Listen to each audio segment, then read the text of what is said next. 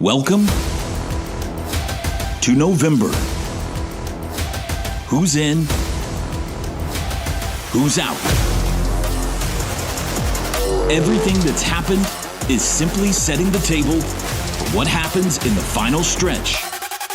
A decade after one of the most famous sightings of Sooner magic, OU is back in good old Rocky Top. Mayfield throws right side, wide open, Shepard 15 to the 10, stops, 5, leaps, reaches, end zone, touchdown Sooner. Throws deep right side, it is intercepted! Intercepted! Zach Sanchez picks it off, unhitch the wagon, put the ponies in the barn. The Sooners have come into Rocky Top and stolen one away from the Volunteers in double overtime. Tonight, the Crimson and Cream have returned to the land of blue-tick coonhounds and checkerboards. Can the interlocking start November by going into the teeth of 100K and taking a win away? We're about to find out. Keeps his feet still on the go. 40, 45, watch out, in the open field. Xavier, 35-30, he's to the 20. They're not going to get him. Touchdown! Lets it fly underneath, screen, caught, dropped, incomplete. Kendall Daniels smashed it. This is it. The final stretch has arrived. It's the Oklahoma Sooners and the Tennessee Volunteers. Welcome to November. Here we go. Live from Neyland Stadium in Knoxville, Tennessee. This is Sooner Football.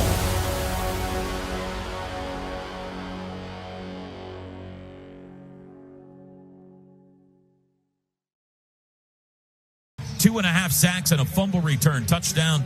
Jaden Jackson has 3 sacks. Linebackers, we'll see Kip Lewis, and then we'll see at the other. Kobe McKenzie going to try to give it a go. Kip leads the team in tackles with 43, 12 of those against Ole Miss. The Cheetahs, Kendall Daniels, 6'5 senior, Oklahoma State transfer. He had 2.5 tackles for loss against the Rebels. Here's what his position coach, Wes Goodwin, said about him this week. His growth has been really good. I believe his best football is ahead of him. You know, I wish I could have seen him play in the system 3-4 years. But his best football the last 2 weeks has been fun to watch. In the secondary for OU at the corners, we'll see a true freshman on one side, Cortland Guillory, outstanding against Ole Miss, 6 foot out of Houston. Teddy, you've got Guillory in your Warren Cat Sooner spotlight on defense. Yeah, he played one of the best games I've seen from a corner last week. Was super impressive, and he's going to have another one tonight. They are going to test him over and over, whether it's the deep ball, the double move stuff, the slants. They are going to attack him, and he's going to have to answer the call. Expect Eli Bowen to be the other starting quarter, 5'9 sophomore out of Corinth, Texas, although Gentry Williams looks like he is going to play tonight. The safeties, Peyton Bowen on one side, number 22, 6 foot, also from Corinth. And Robert Spears-Jennings probably pretty fired up to go tonight. Last year against Tennessee, he had a career-high 13 tackles and a forced fumble. He's coming off an 11-tackle game against Ole Miss. He's number 2 on the team this season in tackles.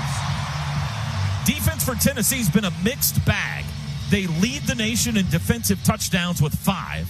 They lead the nation in forced fumbles with 13. And they're top 3 in the SEC in sacks with 27. However, they've given up over 30 points a game. That's 112th in the country. And they've given up over 266 passing yards a game. That's 122nd in the nation. Starting on the defensive line, at one end, number 90, Dominic Bailey, 6'3 senior, Salisbury, Maryland. 7 sacks in his career, 2 tackles for loss against Kentucky. At defensive tackle, number 20, Bryson Eason, 6'3 senior out of Memphis. The other tackle, number 51, a Stanford transfer, Jackson Moy, 6'2", 305. He had 2 tackles for loss against OU last year. And at the other end, they call him the Leo. Number 19, Joshua Josephs, 6'3 senior from Kennesaw, Georgia. Gabe, you've got Joseph in your Warren Cat Vol spotlight tonight. Yeah, Joseph's really good player. Think he displays great power, has some nice pass rush tools off the edge. And I don't know if you guys know this, but we're starting 2 true freshmen at tackle in maybe the best environment in all of college football, Neyland Stadium at night. So You got to handle the noise. You have to handle everything that's going to come with this environment. You have to use the snap count as a weapon. And that is why I've got him in my spotlight, is because this is a huge test for Michael Fasusi and Ryan Foje. But if those guys play with good timing, good technique, if they play to the ability that they're capable of playing, I'm not worried about it. But there's no doubt Tennessee's got a really solid defensive line. And I think 19 on the edge, I think that he is their best natural pass rusher. And I expect him to be over Foje quite a bit tonight. So you got to limit how many effective pass rushes this group has as a whole. And you got to have 19. You got to know where that guy is all night, boys. Got 4 sacks on the year, had a fumble return touchdown against Mississippi State. Joseph's had a forced fumble and a fumble recovery against OU last year in Norman. The linebackers, it does look like Arian Carter is going to try to play number 7. Did not play last week against Kentucky.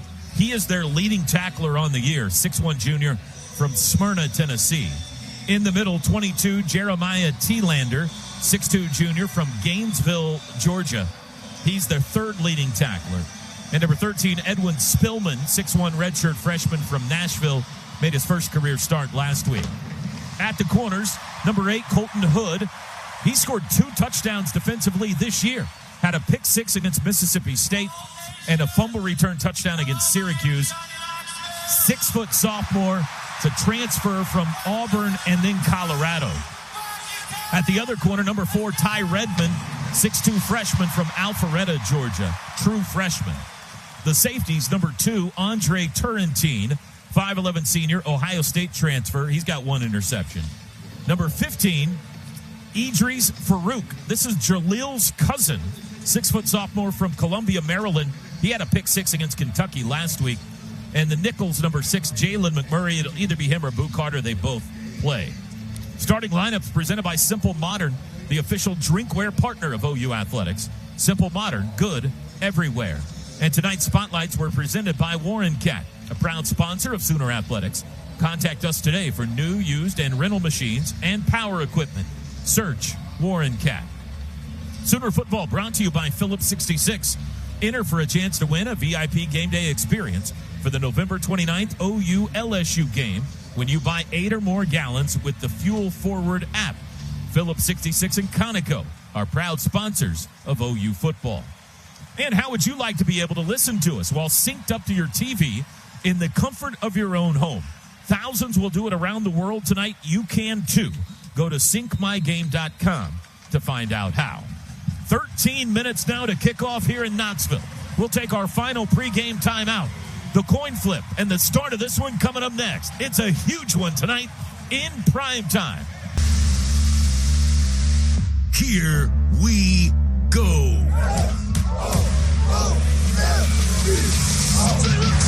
It's football time in Oklahoma on the Sooner Sports Network from Learfield. Sooners bring pressure, picked up, hit as he throws, ball's in the air, intercepted. Leave no doubt what's inside this locker room. He escapes one man, Chase Billy got him out of bounds. He knocked him into the Sooner bench. Tonight's all about Oklahoma.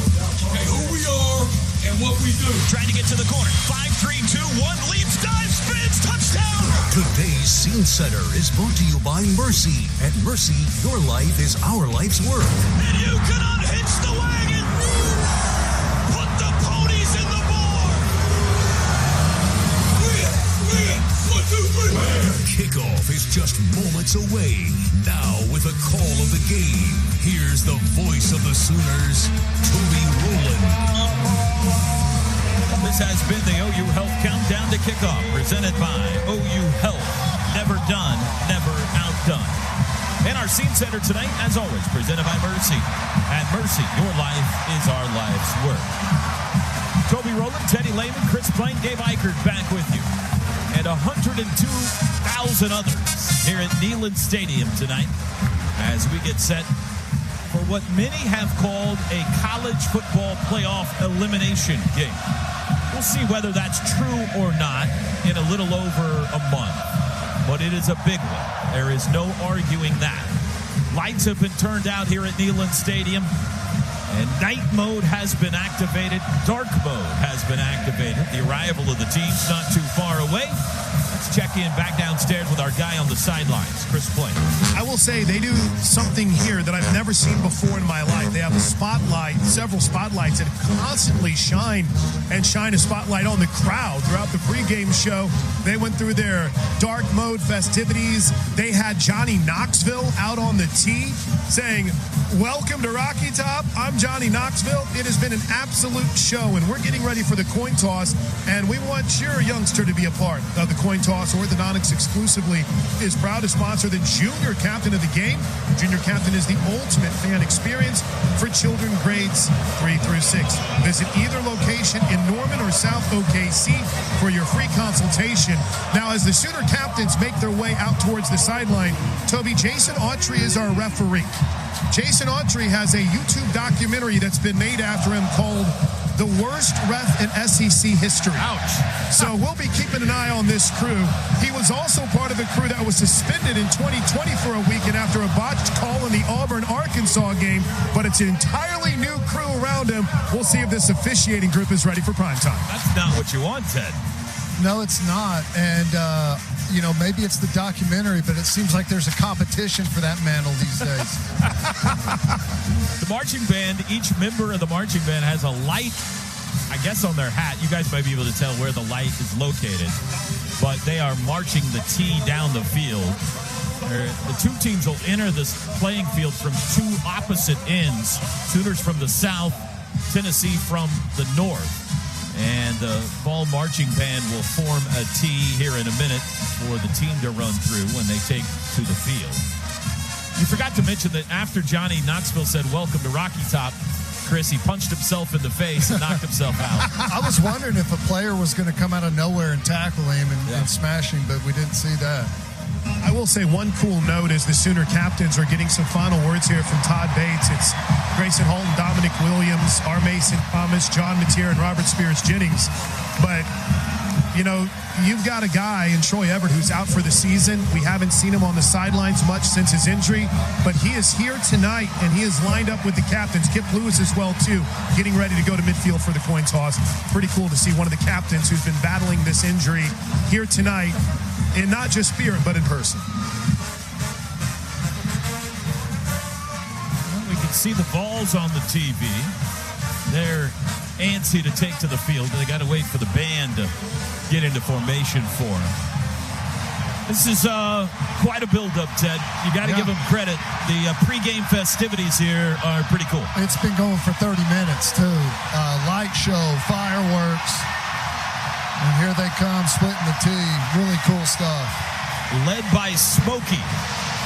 Here come the Volunteers in their black uniforms tonight.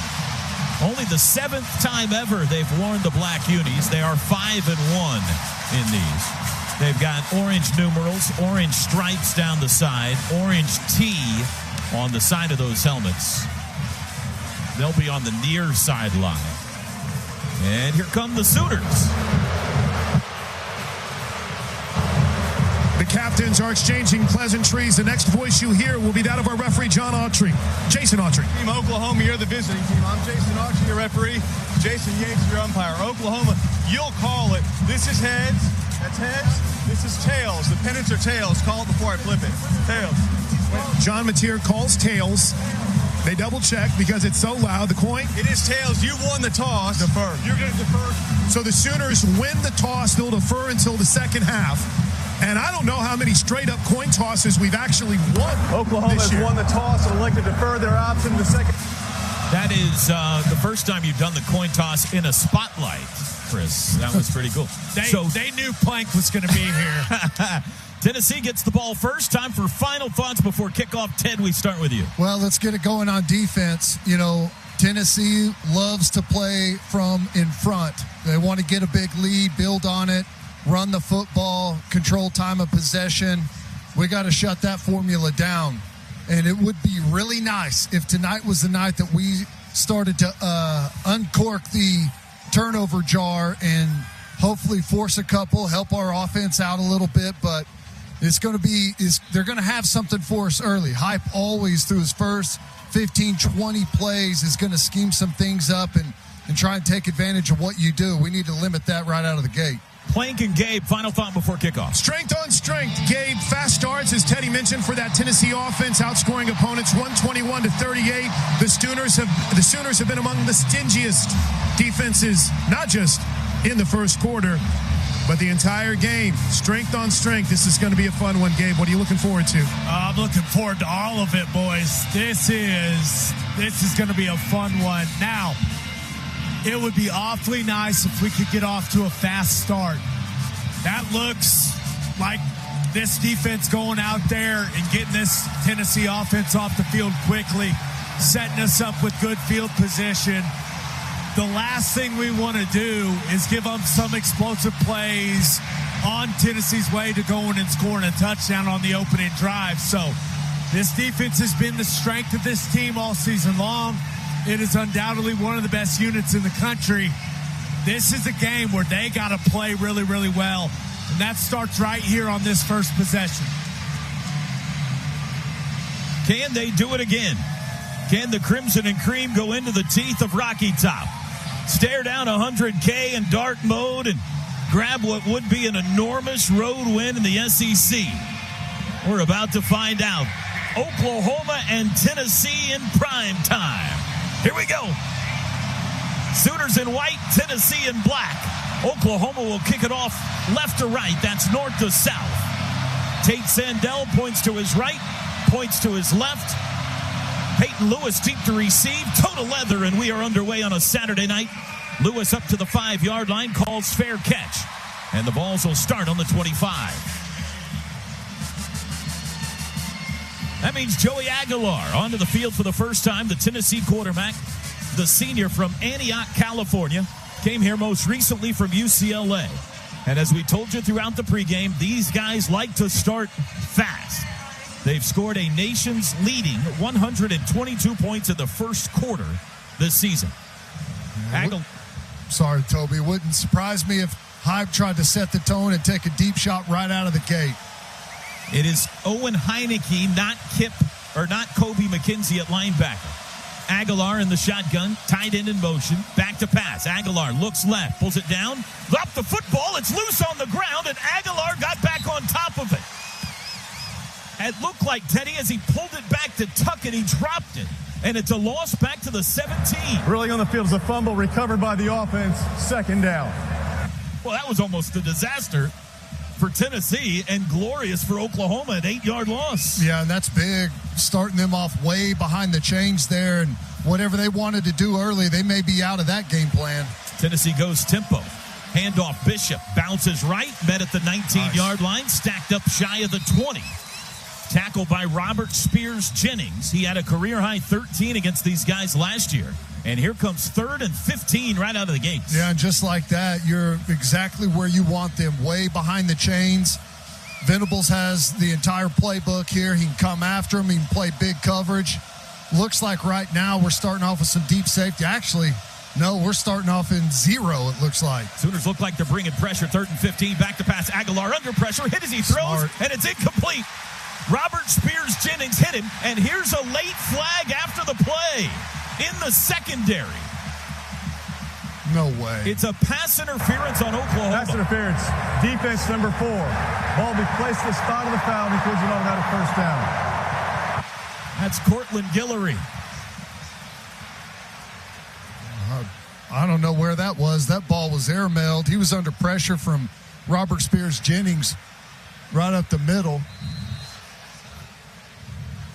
Wow, what a huge call the Sooners had at 3 and out. But a first down given out to the 29. That was the point of the foul.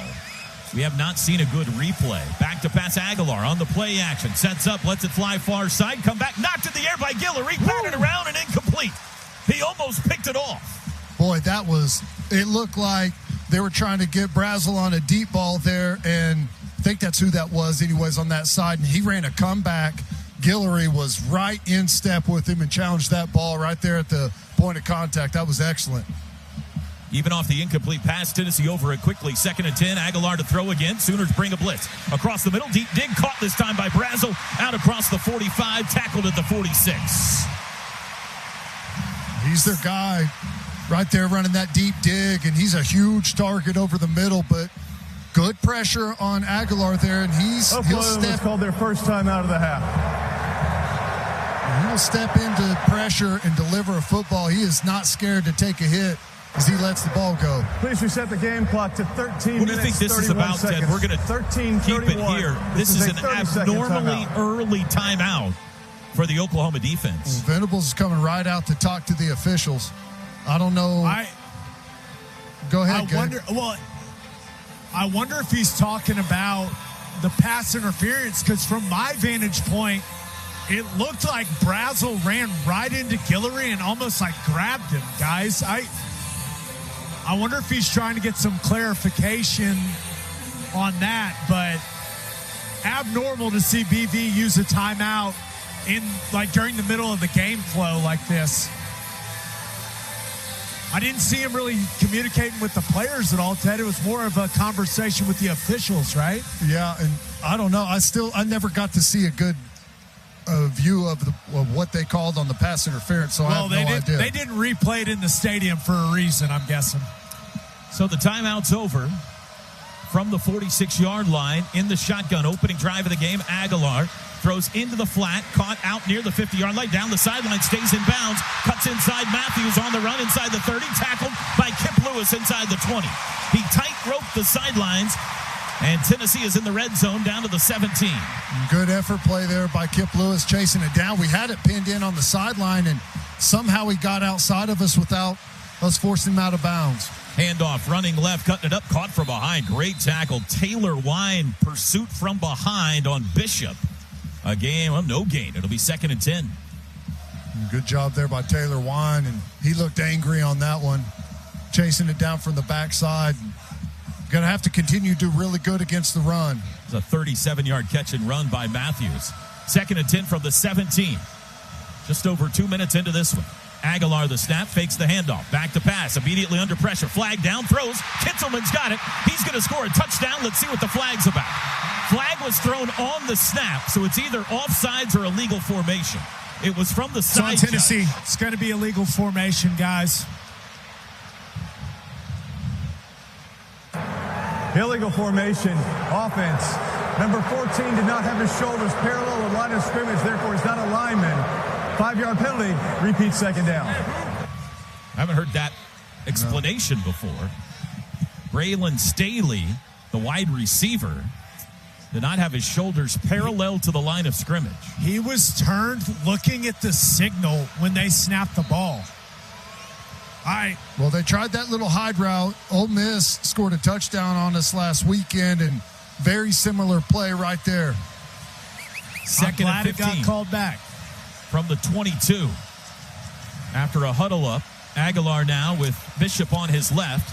Going to hand you the football. Bishop runs right, breaks the 20 to the 15, cuts inside to the 10, tackled at the 5, but it's a first down. 1st and goal at the 6-yard line. A long run there by Deshaun Bishop. Yeah, and they take it outside of us, trying to get blockers out in front, pull the backside guard or maybe even the center around there to lead around, and we're outnumbered on the perimeter. Make it the 5-yard line, 1st and goal, Tennessee. Aguilar says something to Bishop to his left, takes the snap. Hands it off to Bishop, up the middle, stacked up at the line of scrimmage and pushed back by Dominic Williams, no gain. Tried to take it right into the teeth of the tackles that time. Might have lost a yard.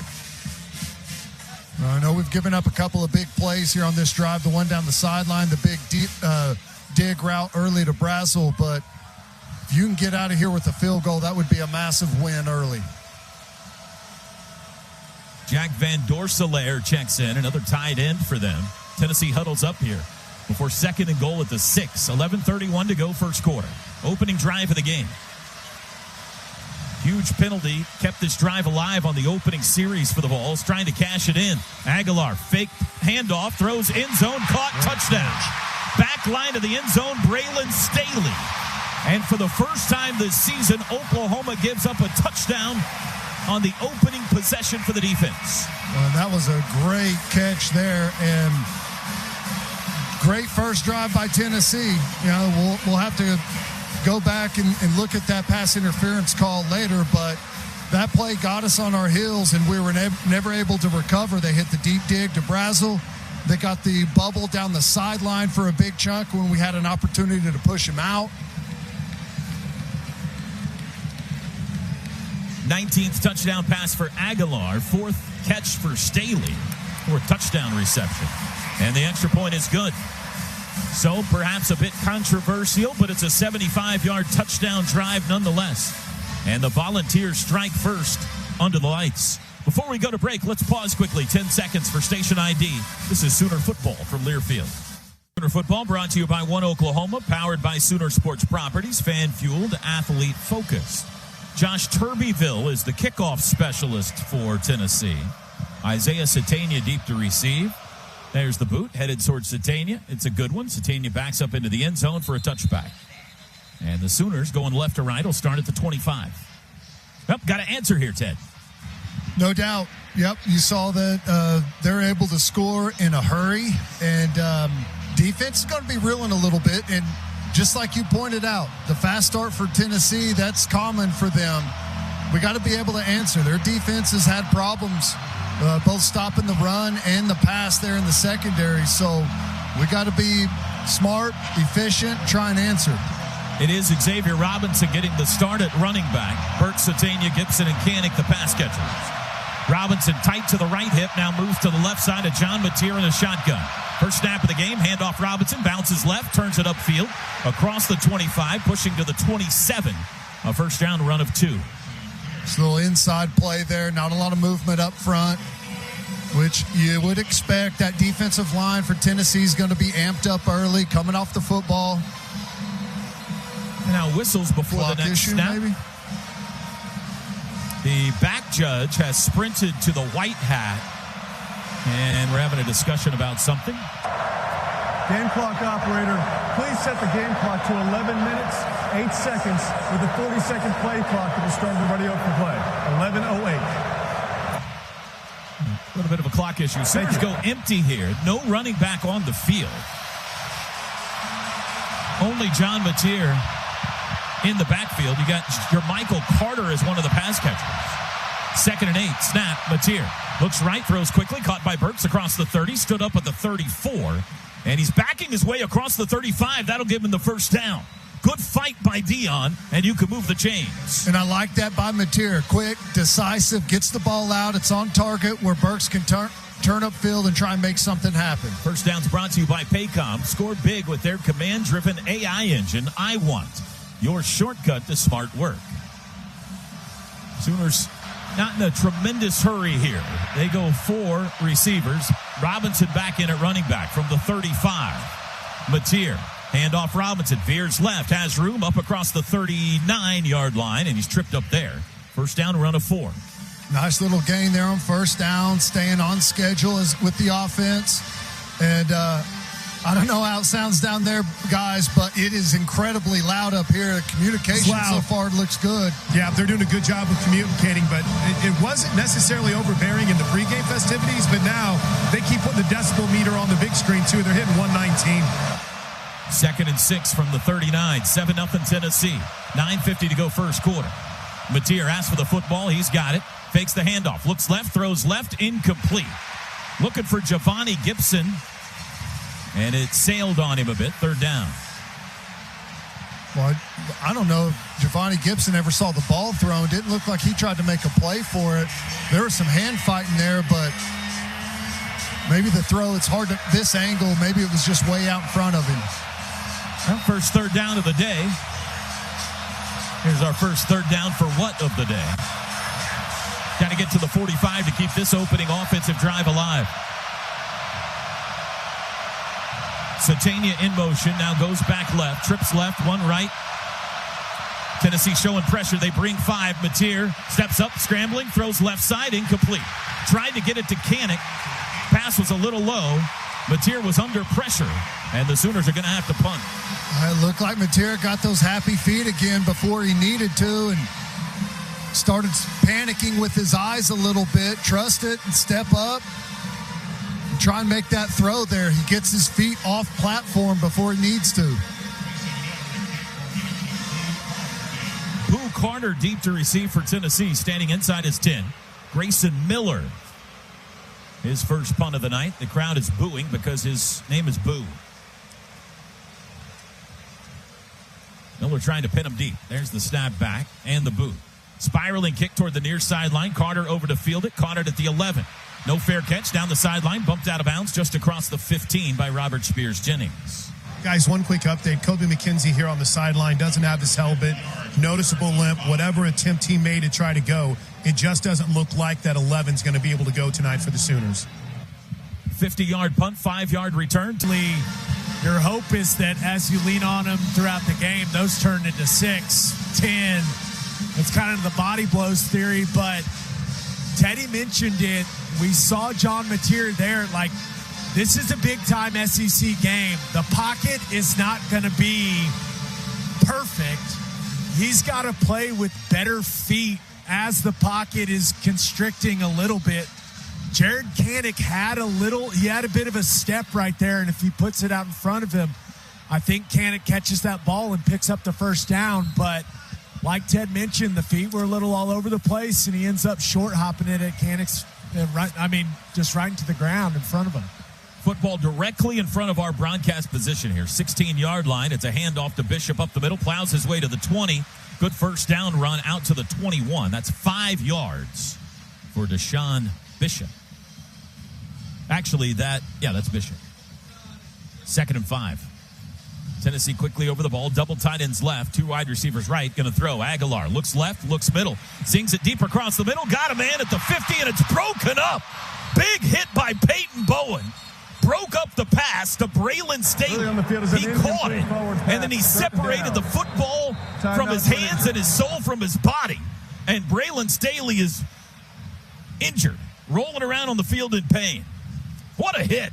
And it looked clean. You always wonder on those, if you catch a little bit of the helmet or up high, are you going to get the flag? That looked like it was shoulder to the middle of the body, at least, on first view. He's their middle of the field guy, Ted. He does a tremendous job, but that's one of those where, hey, Aguilar threw him right into that. And that's as clean. They have not showed the replay here in stadium, but live, look, that looked as clean as it gets. Yeah, looked like shoulder on shoulder up here, watching it on the monitor, but no flag thrown, and that's a big part of it. Yeah, and that's what you have to do if guys want to work the middle of the field the way that Staley does. Like, if Aguilar's going to expose him like that, you got to make him pay, right? And that's what that looked like. Now, hopefully Staley's all right, but he clearly, I'm guessing he got the wind knocked out of him pretty good, and he can't breathe well right now. On the replay, it's totally clean, and it looked like Peyton Bowen maybe got him under the armpit, like in the rib area, and hit him on that football and jarred it loose. So I imagine he probably got the wind knocked out of him or strained an oblique or something. I don't know, but that was a big shot and a critical play. Well, here we go. 3rd down. Tennessee's first of the night. They had one earlier that they got the penalty that helped him convert it. That doesn't officially go as a 3rd down conversion. So here we go. 3rd and 5 from the 21. Their own 21. Staley obviously out for a play. Maybe more. Bishop the back. Aguilar in the shotgun. Fakes the clap. Now he does. Sooners bring pressure. Back to pass. Aguilar looks right. Throws it deep down the far sideline. It is caught across the 50 and out into Sooner territory. Ethan Davis, the tight end, deep downfield. Well, and that's nice play by the wide receiver. Uses that arm to extend late. Really nifty there. Doesn't get a call on it, but handoff over the right side, ripped down for a loss. Deshaun Bishop tackled by Kip Lewis. That was a 40-yard pass on 3rd and 5. And Aguilar can put it in there right where he needs to. He leads those guys perfectly, and that one was exactly that. Second down at 11. Quick snap, fake handoff. Aguilar to throw. Under pressure, lets it fly far sideline, high and incomplete. And here's a flag in the offensive backfield. David Stone with the pressure on Aguilar. Roughing the passer. Personal foul, roughing the passer. Defense number 0 for contact to the quarterback's head. 15-yard penalty from previous spot, includes an automatic touchdown. Here's another look at it, 10. Oh, this is the play before. Easy call. You're going to have them. My goodness. You got to play clean, man. So that gives them a first down at the Officials 25. timeout. The chains have broken. And maybe the chain gang will break up the Tennessee rhythm here a little bit. 8:16 to go first quarter. It was not me, just for the record. Or maybe it was. Maybe I sabotaged the chains to break the rhythm. We'll see if it works or not. See if you want to take credit. Well, I mean, so far, we haven't had many answers for this Tennessee offense, Ted, and they are doing it through the air. Yep. Yeah, and, what the few times that we have had success, we've let them off the hook. I mean, the bubble down here early that turned into the big run. I mean, he's right on the sideline. We just got to – Eli Bowen's just got to get off that block and push him out. All right, here we go. They got the chains fixed. 1st and 10 from the 25. Pistol formation for the first time. Aguilar has the snap. Going to throw it. He got hit. Ball's loose. Scooped up. It's R. Mason Thomas on the run. Near sidelines. Fighting off tacklers. Keeps his feet. There goes R. Mason. He's going to score. There's a flag down as R. Mason pulls up and he's got a touchdown. Let's see what the flag's about. R. Mason fins off a Tennessee tackler for about 20 yards and takes it the rest of the way. But what's the flag? The ruling on the field is a fumble recovered by the defense, returned for a touchdown. There's a sideline warning. Oklahoma, it's their first of the game. There is no yardage. Touchdown. Yes! What a play, but unfortunately, Ted, it looks like R. Mason injured himself on the return. He's being helped off the field. And almost went out of bounds, too. He was so dinged up. It reminded me of the Greg Jennings. He wasn't going to let the team down getting down the sidelines, but obviously in immense pain. My back, though. He put the team on his back, Toby. Well, he had a ball hanging from him for 25 yards. I guess if you're going to tweak a hammy, that's the way to do it. But we'll keep a close eye down here on 32 because it's going straight to the injury tent, being helped there by Miguel Chavis and Marvin Jones Jr. Toby got our eyes on it. A 71-yard fumble return for a touchdown, and Teddy, the defense, made a play. Yeah, and we had to have it. What a job there. And I wasn't sure. I saw the flag on the field. I was like, not again. Great job, though. How about the stiff arm that lasted like 10 seconds? I don't know. I've never seen that before. Are they going to see if he stepped out? It looks like maybe he just stepped out. He just wound the clock. We're kicking this extra point. The crowd, Josh Heupel's down at the 10-yard line asking the refs to look at this again. Now he's down at the 5-yard line. Extra point is up and good. It did look like on the big screen, maybe R. Mason stepped out of bounds, but obviously it was cleared by the booth. By the way, it was Owen Heineke that supplied the hit that jarred the ball loose from Joey Aguilar. R. Mason Thomas picked it up with one arm and ran about 30 yards just holding off a Tennessee defender. Stiff-arming the whole way, never went his way, and now we're back to 0-0. So just, kind of hard to put into words just how big of a play that is for the psyche, the mentality of this Oklahoma sideline. As we throw it back to you, Toby, R. Mason still in the injury tent. We'll get you an update as soon as he emerges. Sandell short with the kickoff, but a fair catch being called for, and Tennessee will start on the 25. Second fumble return touchdown of the year for OU. Grayson Halton had the other one. Ted, they are getting pressure on him. Yeah, and that's what I was about to say, Toby, is, you remember the first play where Aguilar fumbled it? We had the roughing the quarterback play. Owen Heineke smashes him right there. Those things are going to start to creep into Heupel's head and affect the way that he calls this football game maybe try to settle things down a little bit and get back to that run. Going with Star Thomas at running back to start this drive for Tennessee. Michael Boganowski in at safety from the 25. Handoff Thomas. Angles left, wrapped up as he crosses the line of scrimmage, but able to churn forward for 3 to the 28.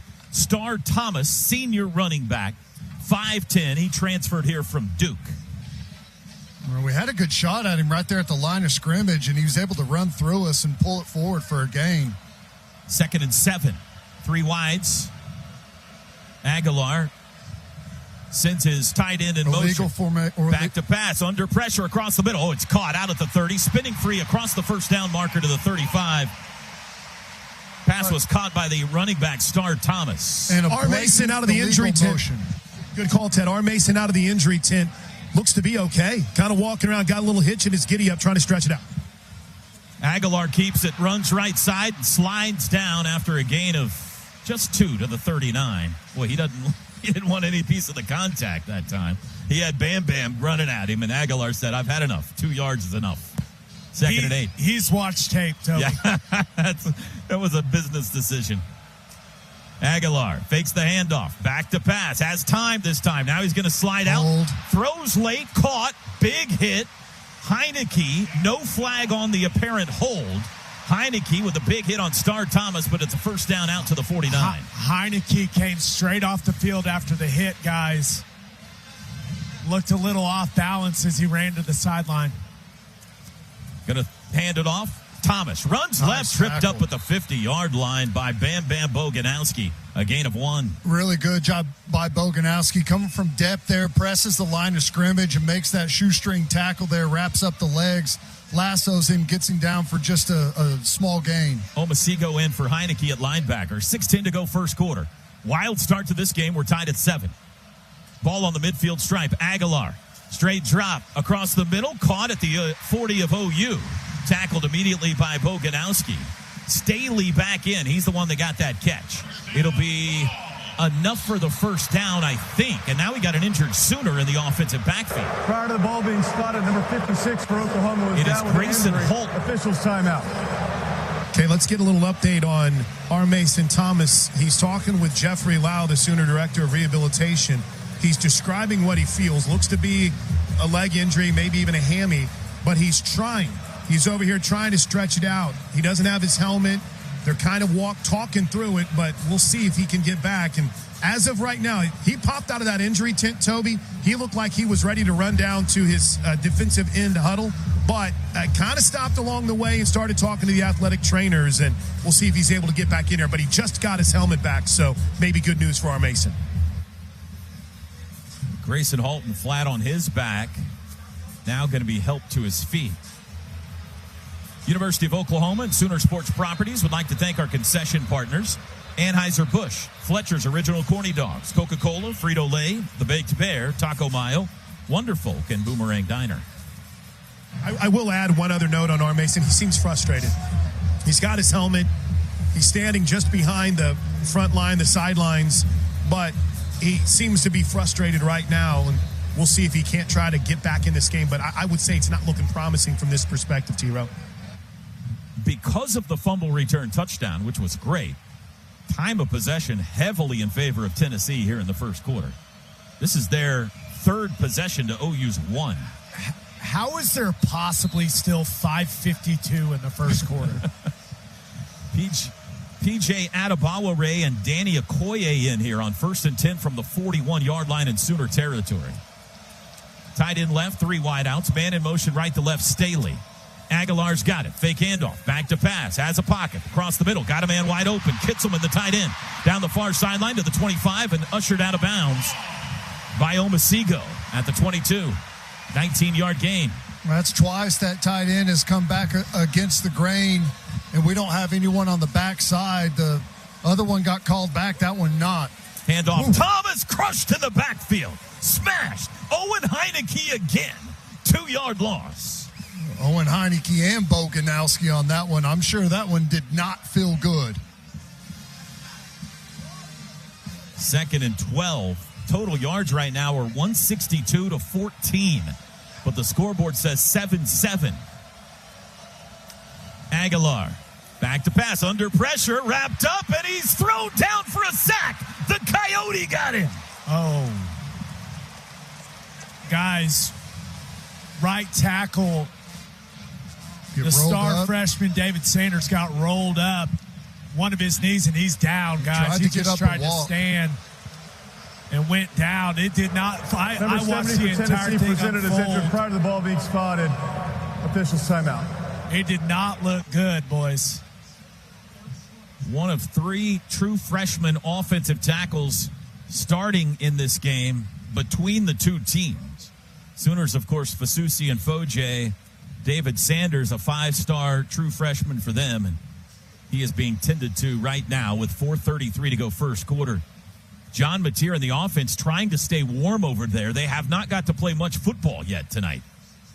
Well, the first thing that's coming to my mind right here, whenever you've got, 3rd and 20, they're in field goal range, and you just cannot commit a personal foul or a pass interference penalty here and give them an automatic first down. And if I know Josh Heupel, considering they're in field goal range, he's going to try and push it downfield and see if he can force us into that exact situation. Guys, they were looking at the right ankle of Sanders Jr., who cannot put any pressure walking over towards the sideline now for Tennessee. So, Chris, what about Grayson Halton? Grayson Halton he never even came over and he miraculously recovered. He seemed to be okay once he got to the sidelines, guys. Just needed some water. Yeah, and it looked like and again, there were the boos with the potential to slow down the offense, maybe the accusations of faking injuries, but he was down before the ball was spotted, so obviously no penalty there, but it looks like he's going to be okay. I don't think our Mason Thomas is going to be able to get back in this game, though, just in kind of judging from his body language and the conversations here on the sidelines. And Halton is back in. Jesse Perry moves to right tackle for Tennessee on this 3rd and 20 from the 32-yard line. Sooners trying to force a field goal try here. They go 4 wide, trips left, 1 right. Thomas the back. Aguilar in the shotgun, clacks his hands, now looks back to the sidelines. Got to watch Brazel up there on the top. That matchup with Guillory. Play clock at 10. Aguilar with words for Thomas. Now he's got it. Sooners rush 4. Throw out to the flat. Caught by Staley. Slips by a man at the 30, but tripped up shy of the 25. And here comes the field goal unit. Nice job by Eli Bowen, forcing his way around one of those blockers on the perimeter, and just gets enough of him there to spin him around a little bit and knock his balance off. And the rest of the defense able to clean up the tackle and hopefully get out of here with just a field goal. Max Gilbert, 10 of 12 on the year. This will be a 45-yard try from the left hash. He's a sophomore. To give Tennessee the lead back with 3:40 to go here in the first quarter. 45-yarder. Snap a little high, pulled down. Kick is away, and it is good. Sooners keep him out of the end zone, but Tennessee puts 3 on the board. And with 3:30 to go first quarter, it's now 10-7 Volunteers. New stars, same Sooner magic. Coming off a March Madness appearance, Porter Moser and the OU men's basketball team has reloaded with one of the nation's top transfer portal classes and a roster built for the SEC stage. Get ready for elite matchups in Norman as the SEC's best come to town. Don't miss it. Get your tickets now at Soonersports.com/tickets. What you think there, Ted? Well, I mean, I feel like outside of a handful of these pass plays, defensively, we're doing a good job. We're stuffing the run. We're being really physical at the line of scrimmage. We're starting to get to the quarterback with a little bit more consistency here. We just got to eliminate the deeper down the field pass plays, and that tight end coming back against the grain has been wide open now. That's 3 times in the last 2 games.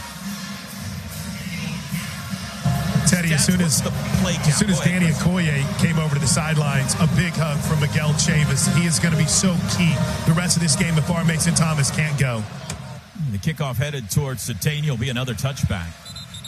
Tennessee has run 24 offensive plays, Oklahoma 5. The Sooner offense about to come back on the field here. Drive summary for the Vols, 11 plays, 48 yards in 4:31. Aguilar went 5 for 5 on that possession. Fowler Automotive Group, being friendly, helpful, honest, and fair. This is what drives us. let's try and get back to that run. We had a couple of nice little gainers. Nothing broke free, but we've been close on some of those. And stay ahead of the chain, stay on schedule, and try and get to those shorter third downs to where Mateer doesn't feel so pressured if they come after him.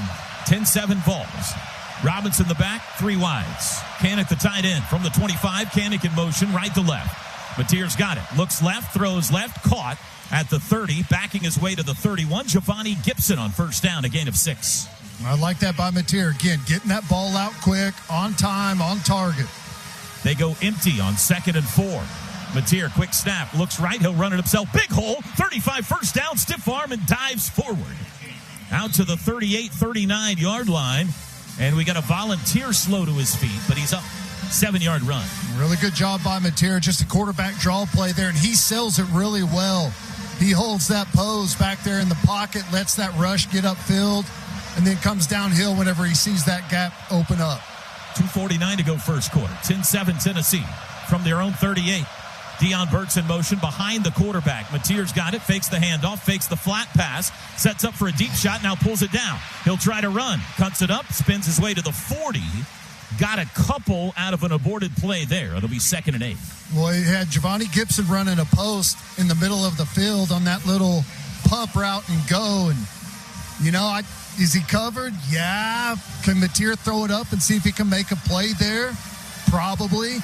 Maybe it's smart early to hold off on that, but at some point, he's got to let his guys go make plays in those situations. 2nd and 8 from the 40. Ball on the right hash. Burks and Satania to the near side. Mateer goes palm to the ground, crouching forward with further words for his offensive line and his offense. Play clock at 1. They got to get a timeout. Here comes a flag. Did they get the TO? Whistles fly. Prior to the snap, delay a game, offense, 5-yard penalty, and 2nd down. Sooners felt like they got the timeout. They're arguing on the far sideline. We were asking for a timeout.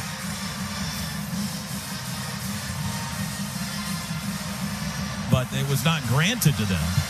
Brent Venables vehement, and now more whistles come. And let's see if they're going to talk about this, perhaps.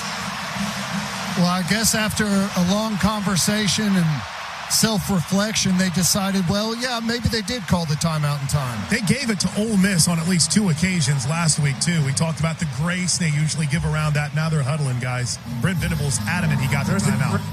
The timeout was called by Oklahoma prior to delay a game. That is their 2nd charge timeout of the half. Please reset the game clock to 1 minute, 51 seconds. Changed our minds. Now, the Sooners down to 1 timeout in the first half, but they don't lose the 5 yards. Guys, it's an important life lesson. Even if it's late, it's important to do the right thing. You got to make sure that everyone's mad, though, right? You got to make sure you don't do it timely, so all 105,000 people here don't understand what's going on. I gotta admit to something. You know how Uga just sits in his doghouse the whole game? Yeah. I got to give it to Smokey. Like, every dead ball, he'll run from one side of the end zone to the other. Did you see him warming up before the game? He was stretching. He was getting his cardio in. He's got some speed. I was a little surprised. Of the mascots, the most active in-game that I've seen, next to Boomer and Sooner. So our official live active mascot rankings, what, Boomer and Sooner 1, Smokey 2. Please reset the game. And I'm going to go Ralphie 3.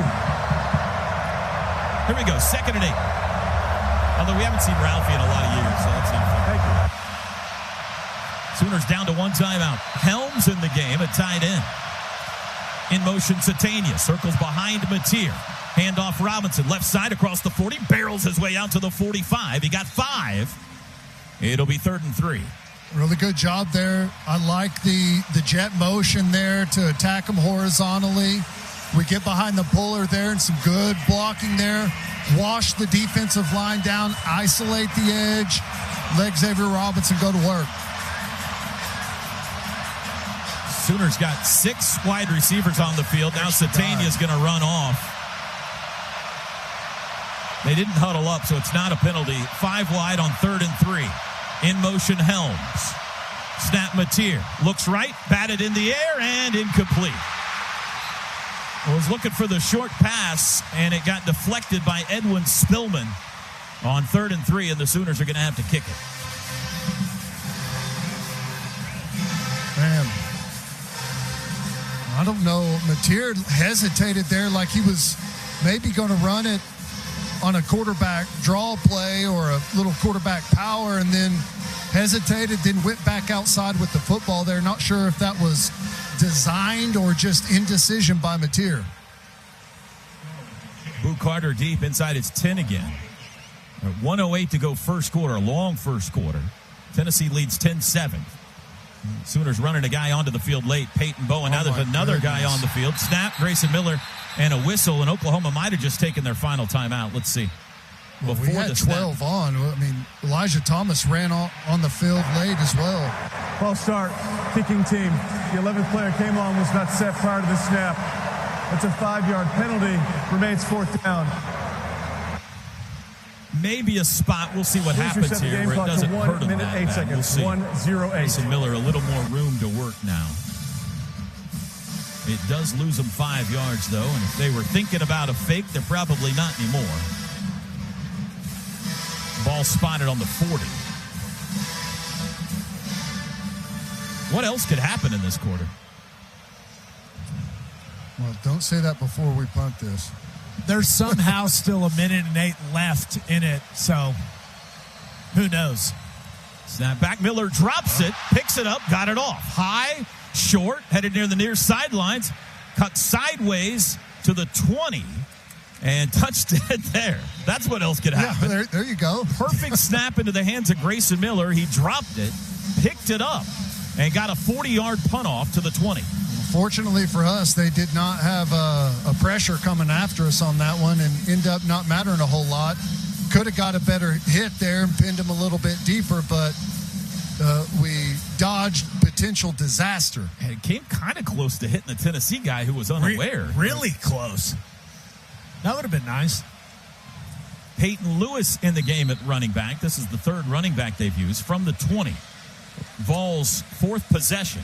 Aguilar throws it in the flat, caught by Ethan Davis, the tight end, tripped up after a gain of 2 or 3, chased down by Heineke and Daniels. Really good job by Heineke, showing some really nice speed. He's outflanked early, but great effort and speed to get out there and make the play.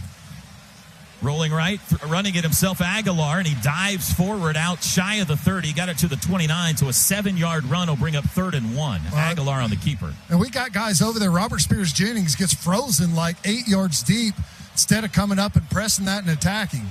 Tennessee goes quick on 3rd and 1. Handoff up the middle, first down across the 30 and churning to the 33. Omasigo the tackle on Lewis. On what will probably be the final play of the first quarter. Clock at 4. And they're going to let it run out. Man. Touchdown pass to Neyland Stadium for Tennessee, as well as a 45-yard Max Gilbert field goal. Oklahoma had the 71-yard R. Mason Thomas fumble return for a touchdown. And after 15 minutes, it's 10-7 Tennessee here under the light. The addition of Troy Everett being over here on the sideline has been good for this team, too. He's been keeping these young tackles up, keeping the vibes good for this offensive line, Toby. Tennessee will start the second quarter from their own 34, now going left to right. Black unis trimmed in orange, Sooners in the road whites. 1st and 10. Double tight end shift from left to right. Now Kitselman will stay that side. Aguilar's got it. Hand off and met immediately in the backfield as Peyton Lewis pushed sideways. No gain. Sooners all over that running play. Owen Heineke again. Really good job. Just tried the little power play or counter play. And we do a really good job fitting up on that guard and the penetration from the backside. Getting through there, just nowhere to go for the running back. And honestly did a pretty good job getting back to the line of scrimmage. One play into the second quarter, Owen Heineke, 7 tackles already. 2nd and 10 from the 34.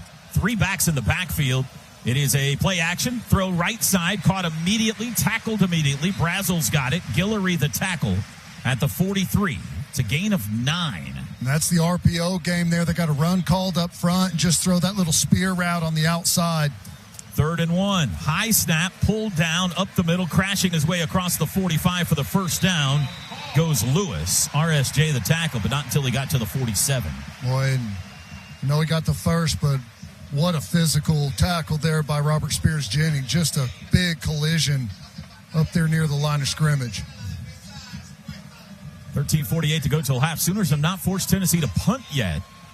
The one stop they have is the turnover from their own 47, leading 10-7. Aguilar, double tight ends left, everything overload left. 2 wides, 2 tights that way, running backs that way. Play clock down to 7. Now they shift. Play clock down to 5. Still trying to get in place. 3, 2. There's the snap just in time. Handoff up the middle goes Lewis. He's got room to the 50. And a big-time physical tackle made by Jaden Hardy at the Sooner 46, but it's 7 yards. And that's the smart tackle there. He's one-on-one with a ton of space. You got to go get run over. You got to stop your feet and just make sure you get pads on him. Really good job there. 2nd and 3.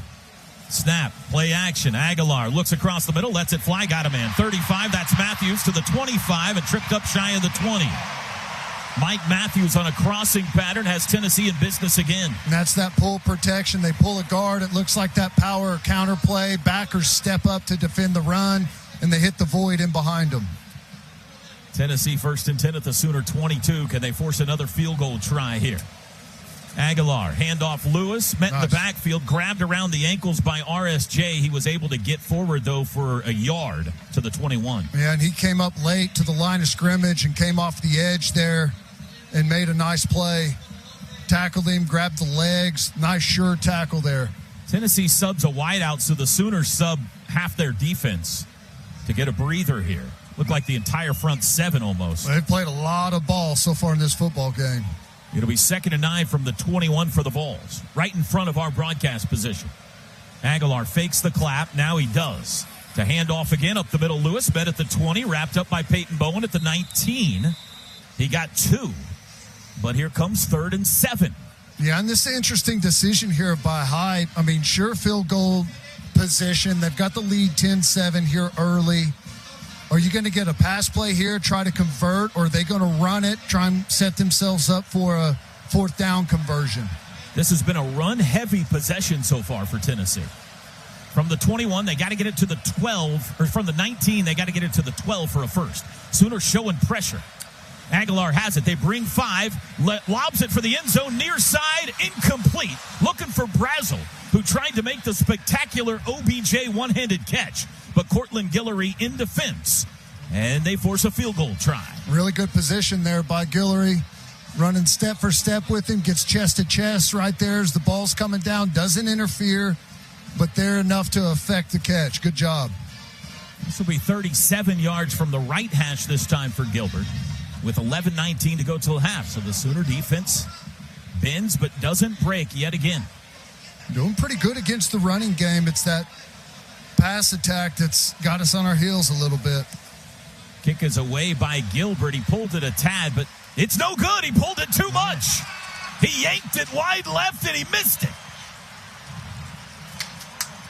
And the Sooners get a stop. Just the 3rd miss this year for Max Gilbert.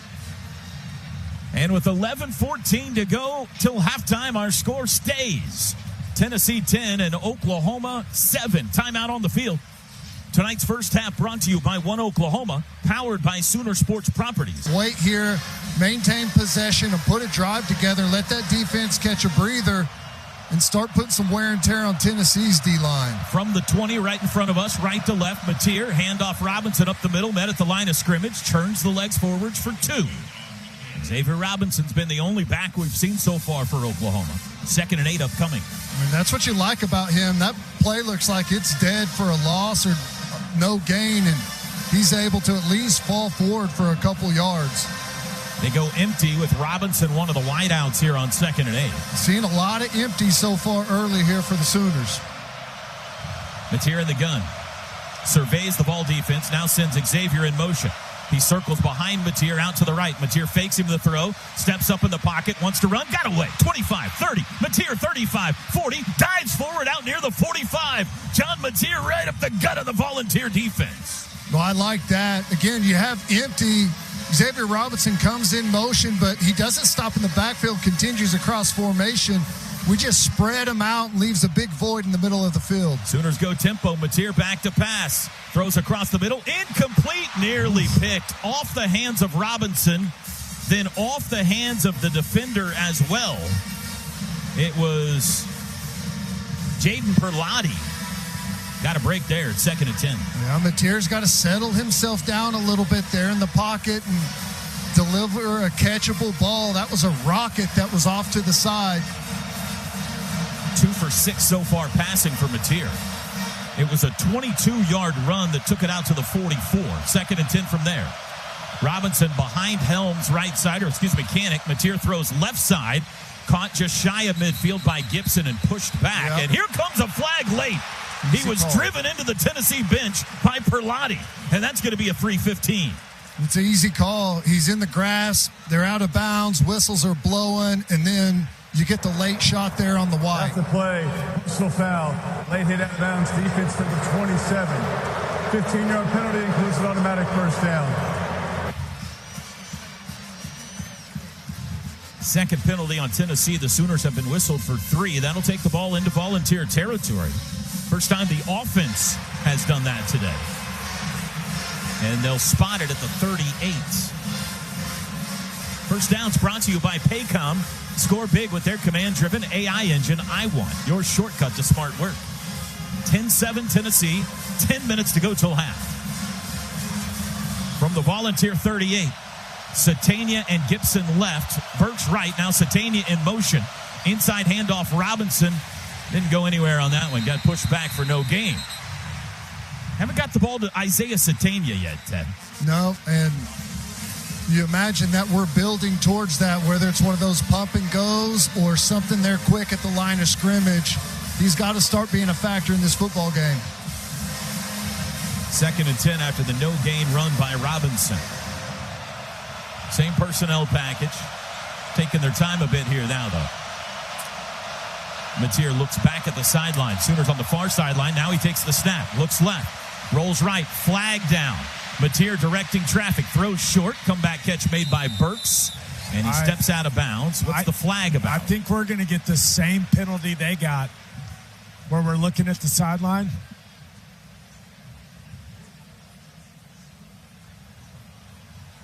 They're asking BV if he wants it or not, it looks like. Well, sweet. Or they're explaining it to him. One of the two. Illegal formation. Offense number 4 was not square with the line of scrimmage. Therefore, they only had 6 offensive linemen. 5-yard penalty. We keep 2nd down. It was an explanation, not an ask. And that backs it to the 43. And it'll make it 2nd and 15. 4th OU penalty. 10-7 Tennessee. Trips left, Gibson right. Robinson on the right, hip of Mateer. Tennessee crowd, 102,000 in full voice. Mateer quickly throws to the right, caught by Canick, splits defenders, hit hard again at the 35. He got 8. Really good job hanging on to that football. Fights for a couple of extra yards there. Again, Mateer's at his best when that ball comes out quick. 3rd and 7 in long field goal range here from the 35. Sooners 1 of 2 tonight on thirds. Or 0 for 2. Stacked receivers left, Burks right. Got to get to the 28 for a first. Tennessee showing pressure. Mateer's got it. They bring a blitz. Picked up by Robinson. Mateer looking for somebody to throw to. Scrambling around. Steps up. Here comes a flag. Mateer takes a big hit. He's down at the 37, which lost a couple of yards. Let's see if Heupel's going to make him kick a 54 or 55-yard field goal here. If it's a hold, he could back him up 10 yards and give him 3rd down again. Holding. Offense number 70. That penalty is declined. So the play is 4th down. So he's going to let him try the long one, I would assume. And indeed, here comes Tate Sandell. Did he make the right choice there, Ted? I guess we'll find out here in a couple minutes. Yeah, I mean, college, whenever you're kicking a 55-yarder, I think as an opposing coach, you'll take your chances with that. His long is 55. This is 55 from the right hash to tie it.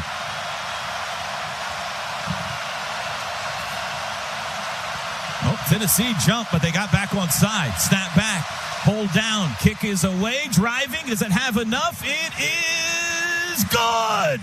Sandell, the double nickel from 55 again, and we are tied in Rocky Top.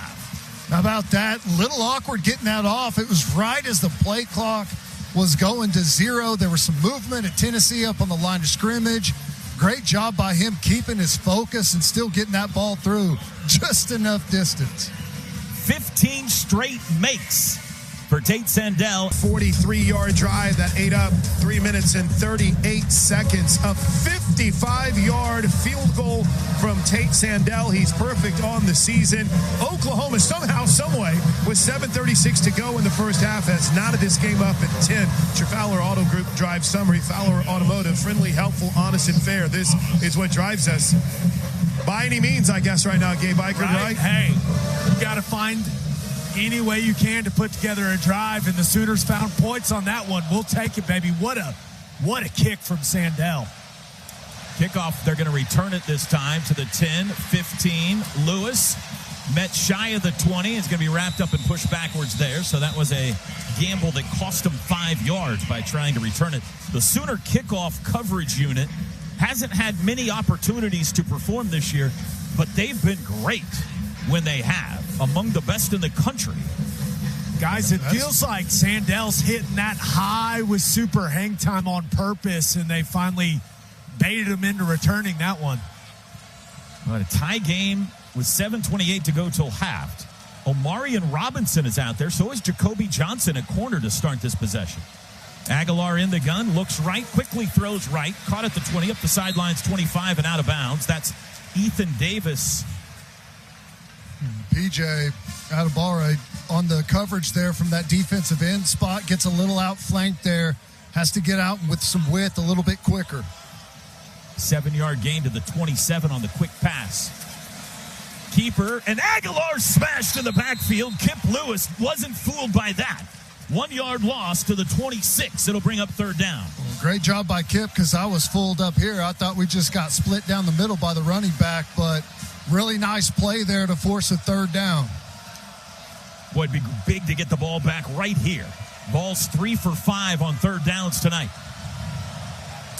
Snap, Aguilar back to pass, has time, looks left, throws left, caught on the run, and it's going to be a first down. Brazel. Oh, they're spotting him maybe a little short.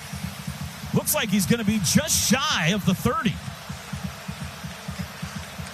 Tennessee looks like they're going to go for it. It's 4th and half a yard. The rule of the runner being down short of the line to gain is under video review. Yeah, that's going to be first down, I believe, under review.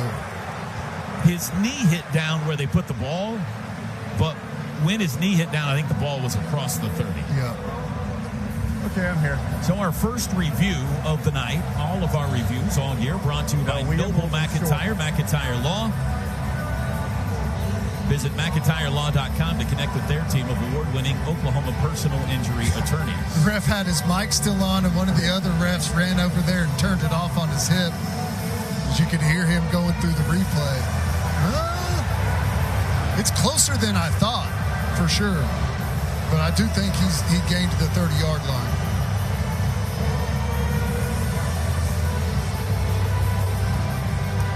The 55-yard field goal by Tate Sandell tied for the longest in Neyland Stadium history. Double action. Also, the fumble return touchdown by R. Mason Thomas, the longest fumble return in OU football history. I think his mic's still on. At least I can hear it.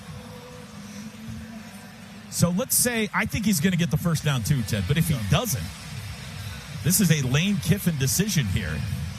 At your own 29.5-yard line, if they don't change this call, 4th and half a yard.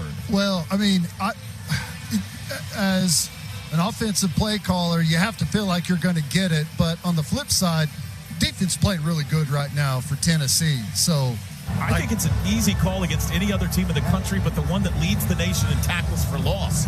It's a roll of the dice. It absolutely is. And, you know, I guarantee you that Hype watched last week's Ole Miss-Oklahoma game and was probably thinking the same thing whenever Kiffin decided to go for it. Now, there's a difference between what they did and, you know, being a half a yard or a couple of inches where you can just try and sneak it or something. After video review, the runner has reached the line to gain the ball at the 30-yard line, first down. I think that's the right call.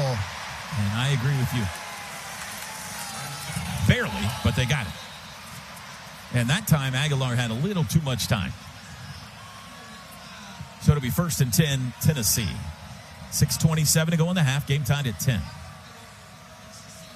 Sooners have gotten the turnover. They've gotten the missed field goal. Still haven't forced a punt defensively. 3 wides, tied into the backfield in a pistol formation. Bishop the back. Aguilar taking his time here. Sooners showing a 4-man front. Now he's got the football. He will hand it off up the middle. Bishop, not much. Met a sea of white jerseys, maybe 2. Give him the 32. Yeah, Heineke in on that one, wrapping up, and then Amarian Robinson from depth coming in and capping off with some physicality. I like it. Tennessee goes tempo. Aguilar's got it. Back to pass after the play action. Deep shot. Far sideline. It is incomplete. No flag. Good job. Jacoby Johnson in coverage on Mike Matthews. The ball a little too out in front. And Matthews hit the turf hard. He's still down. And we got an injured offensive lineman for Tennessee as well. It's the backup right tackle, Jesse Perry. I think the receiver probably fell on the football or something, knocked his breath out, and he's kind of scrambling around over there, but now he's kind of up and okay. But I didn't see the offensive line issue. That injury looks a little more serious. They're dealing with his left leg. And we're going to take a timeout of tonight's broadcast. Teddy, a chance to get off the field right here on 3rd and 8. Yep, this is a big one, 3rd and 8. Got to get some pressure on the quarterback and hold up on the back end. And backers, if we're dropping into coverage, be smart in the middle of the field. Those dagger routes, those deep crossers. Sooners have 3 sacks tonight and have forced a turnover. What can they do here? Will they bring pressure here on 3rd and 8? Trips right, tight end left. Bishop the back. Ball in the middle of the field. Aguilar claps his hands, back to pass. Sooners bring a blitz throw right side. It's caught by Brazel, who sits down at the 44. But that's enough for the first. Boy, just nothing. No one affecting the release. He's just wide open there on that little curl route just outside the hash mark. We've got to get someone there. 12-yard gain on 3rd and 8.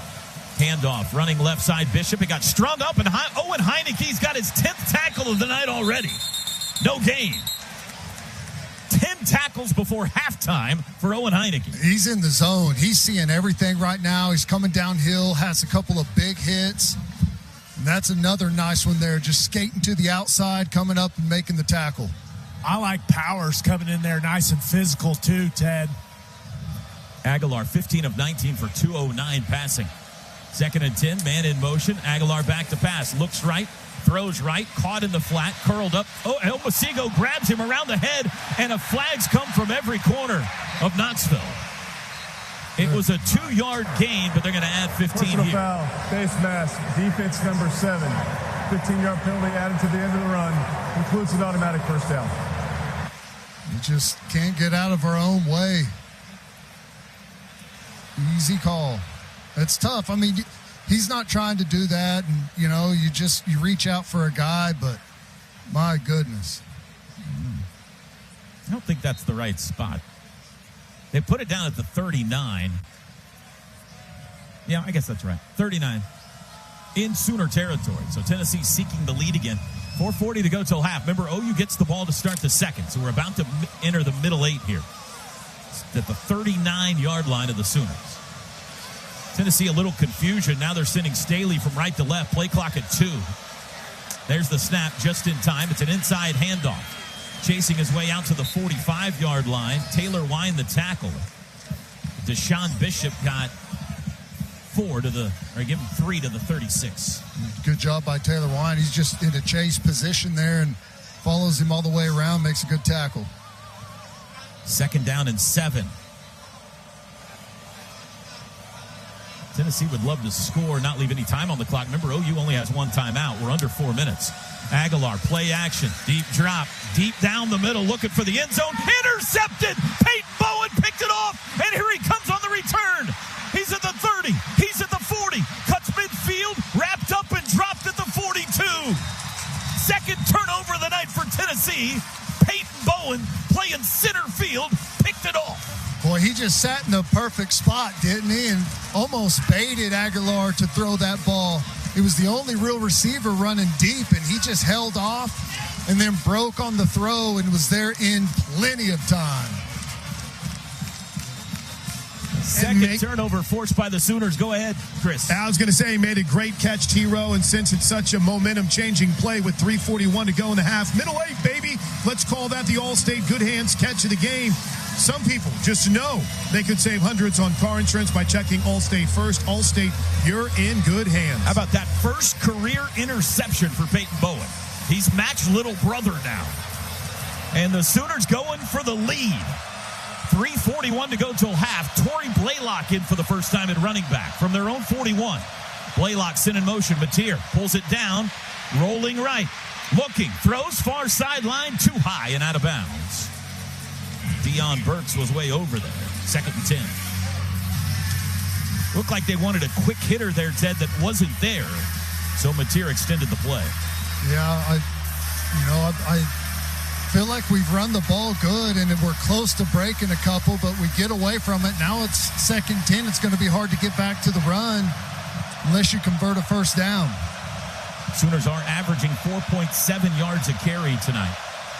Satania in motion. The keeper, Mateer, runs left, has a lead blocker, cuts it up 45, comes back left, out to the 48. Got about 7. And Foge just fit up on that block, and that was really nice. That big frame, 330 pounds, getting out in front, just right into the face of one of those defenders. Tyree West, is that who he flattened? Because he's not down. He's not up yet. I feel like it was a second-level player. Yeah, this looked like they haven't showed the replay. Kind of looked like a friendly fire situation, Ted, because I saw Tyree West take the hit, and he went straight to his stomach. Did not look good.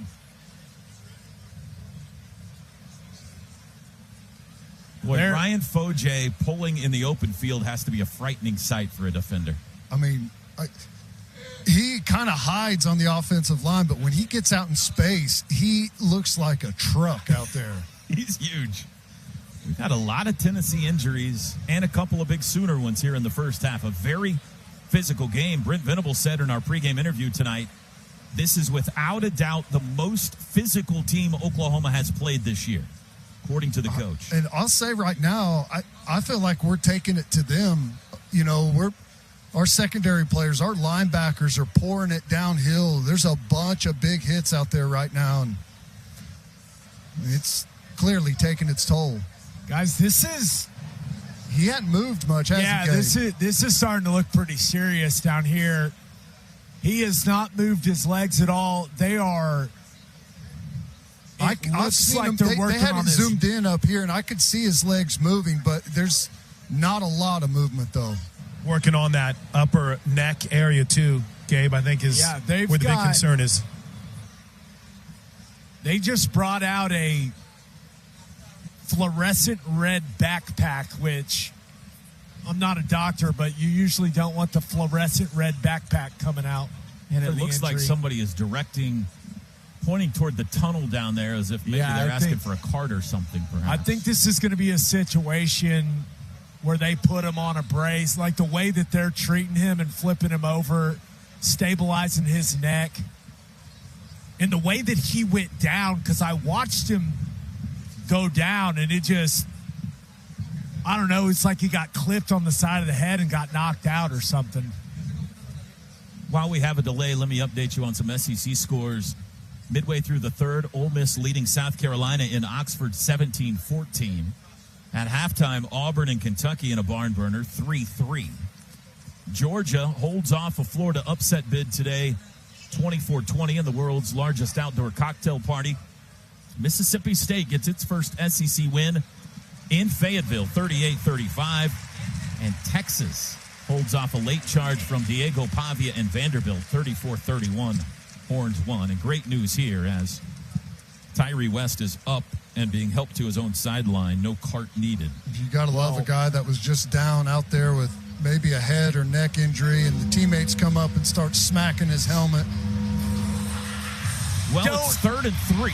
Don't try to make sense of things in the football world, Ted. Come on. If you could keep this drive alive, we got 3:23 to go. Go score, and then you get the ball to start the second half. That'd be wonderful. But need 3 yards here from their own 48. Sooners onto the field with Blaylock at running back. They've huddled up. And they break the huddle. Burks and Satania go right. Canick, Gibson, and Blaylock left, empty. Feels like quarterback run to me. Now Blaylock is going to join Mateer in the backfield. Got to get to the Tennessee 49. Mateer has the football. Back to pass. Looks right, throws right. Caught. First down, 45-40 in Tennessee territory. Satania's on the board, and the drive is still alive. That ball scared me when it left his hands, Ted. A really good job, though, by Mateer getting it out. You're right. It was tight coverage, but he put it in the perfect spot. And we finally get to see Satania get in on some action. That might be his best throw since surgery. I feel right like there. You're on to something there. Just threading the needle, put it on the perfect spot. 13-yard gain, and now they're cooking. 1st and 10 from the Tennessee 39 and a tie game. 2:26 to go.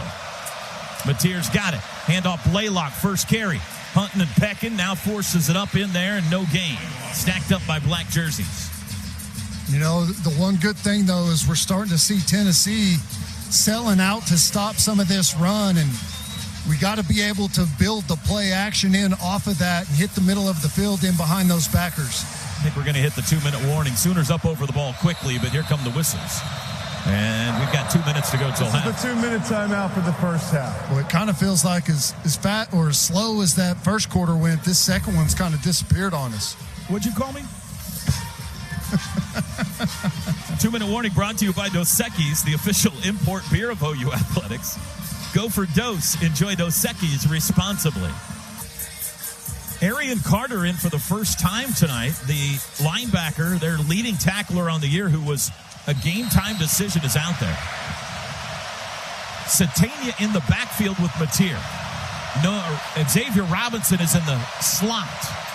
2nd and 10, Mateer. Pitch Deion Burks coming back near side on the reverse. Ben at the 38, backs his way to the 35, to the 34. He got 5 out of that. It'll be 3rd and 5. Well, I don't know if Mateer mishandled that snap or something. It looked a little janky there to start off, but decent little game there. And I like them getting Burks involved with some easy stuff where he's got the ball in his hand, able to make someone miss. In long field goal range, we're down to 1:33. Tennessee has all 3 of their timeouts.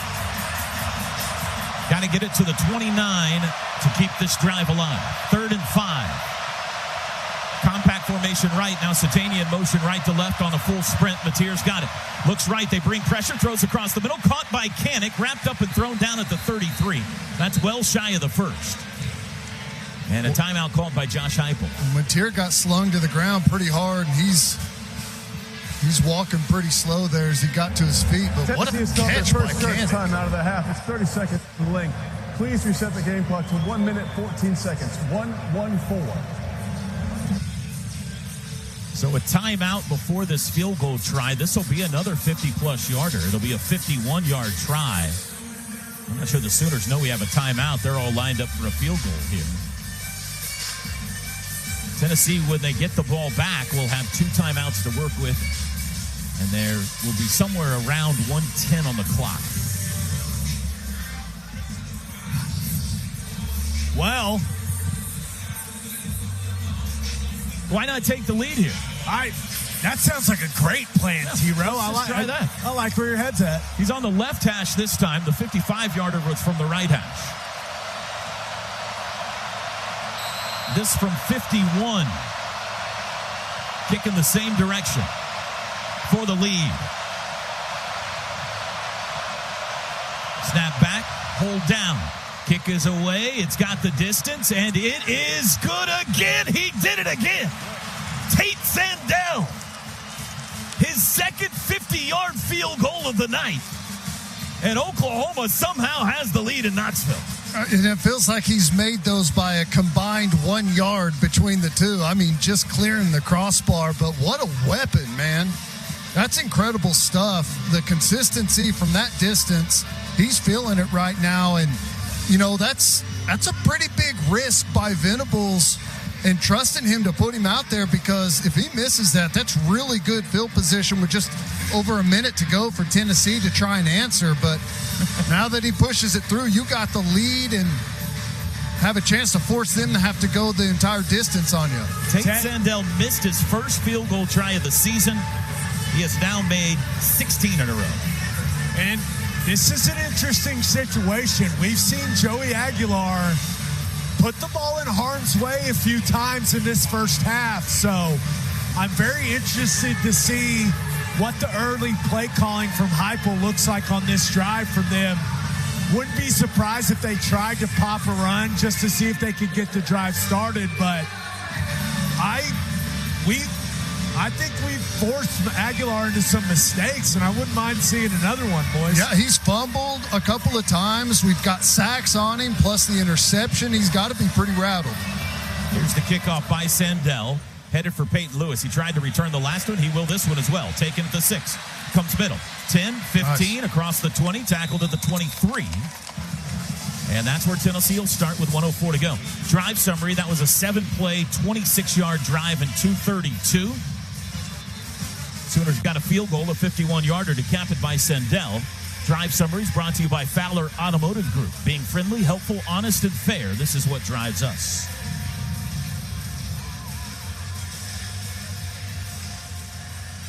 So from the 23, they are going to have to get to about the 35 for a long field goal try. That's 47 yards. 42 yards they need. Aguilar back to pass. Under pressure, hit as he throws. It's incomplete. He got it off into no man's land. Taylor Wine and Marvin Jones in there to hit him. Boy, Marvin Jones hit their right tackle with a nice spin move. Both our defensive ends getting some wins out there. Remember, they had to replace that right tackle, I believe, right? Is that who came out the last time? And that could be a factor here. 1 minute to go exactly. 2nd and 10. Aguilar's got it. Going to hand it off this time. Coming up the middle, Owen Heineke, another smashing tackle out at the 27. 4-yard gain. Here comes 3rd and 6. Hype's not moving at a pace that would lead you to believe that he's in a 2-minute drill to get down the field here before halftime. He may be in conservative mode. 40 seconds. Sooners showing pressure. They got the early jump. Looked like Kip Lewis was in the neutral zone. Hey, come earn it, boys. This is not going to be enough for the first if it's an offsides. And it looks like it was, but it'll give them 5 free yards.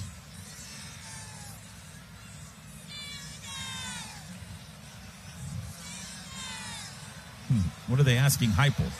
They're coming over to ask Heupel something. Maybe this is offside. Defense number 10. 5-yard penalty. Remains 3rd down. Is there a Tennessee has elected to decline the 10-second run off the clock. Okay. The snap. 3rd down. I didn't think about that. They have the option of killing 10 seconds, but they don't want to. They want as much time as possible. So it'll be 3rd and 1 now from the 32. 36 seconds to go in the half. Tennessee has 2 timeouts to work with.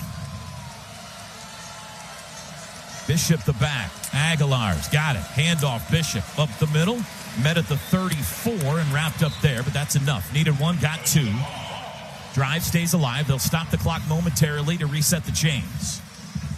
31 seconds. Got to imagine he's going to take a shot here at some point. Back to pass Aguilar quickly. Down the middle of the field deep. It's picked off again.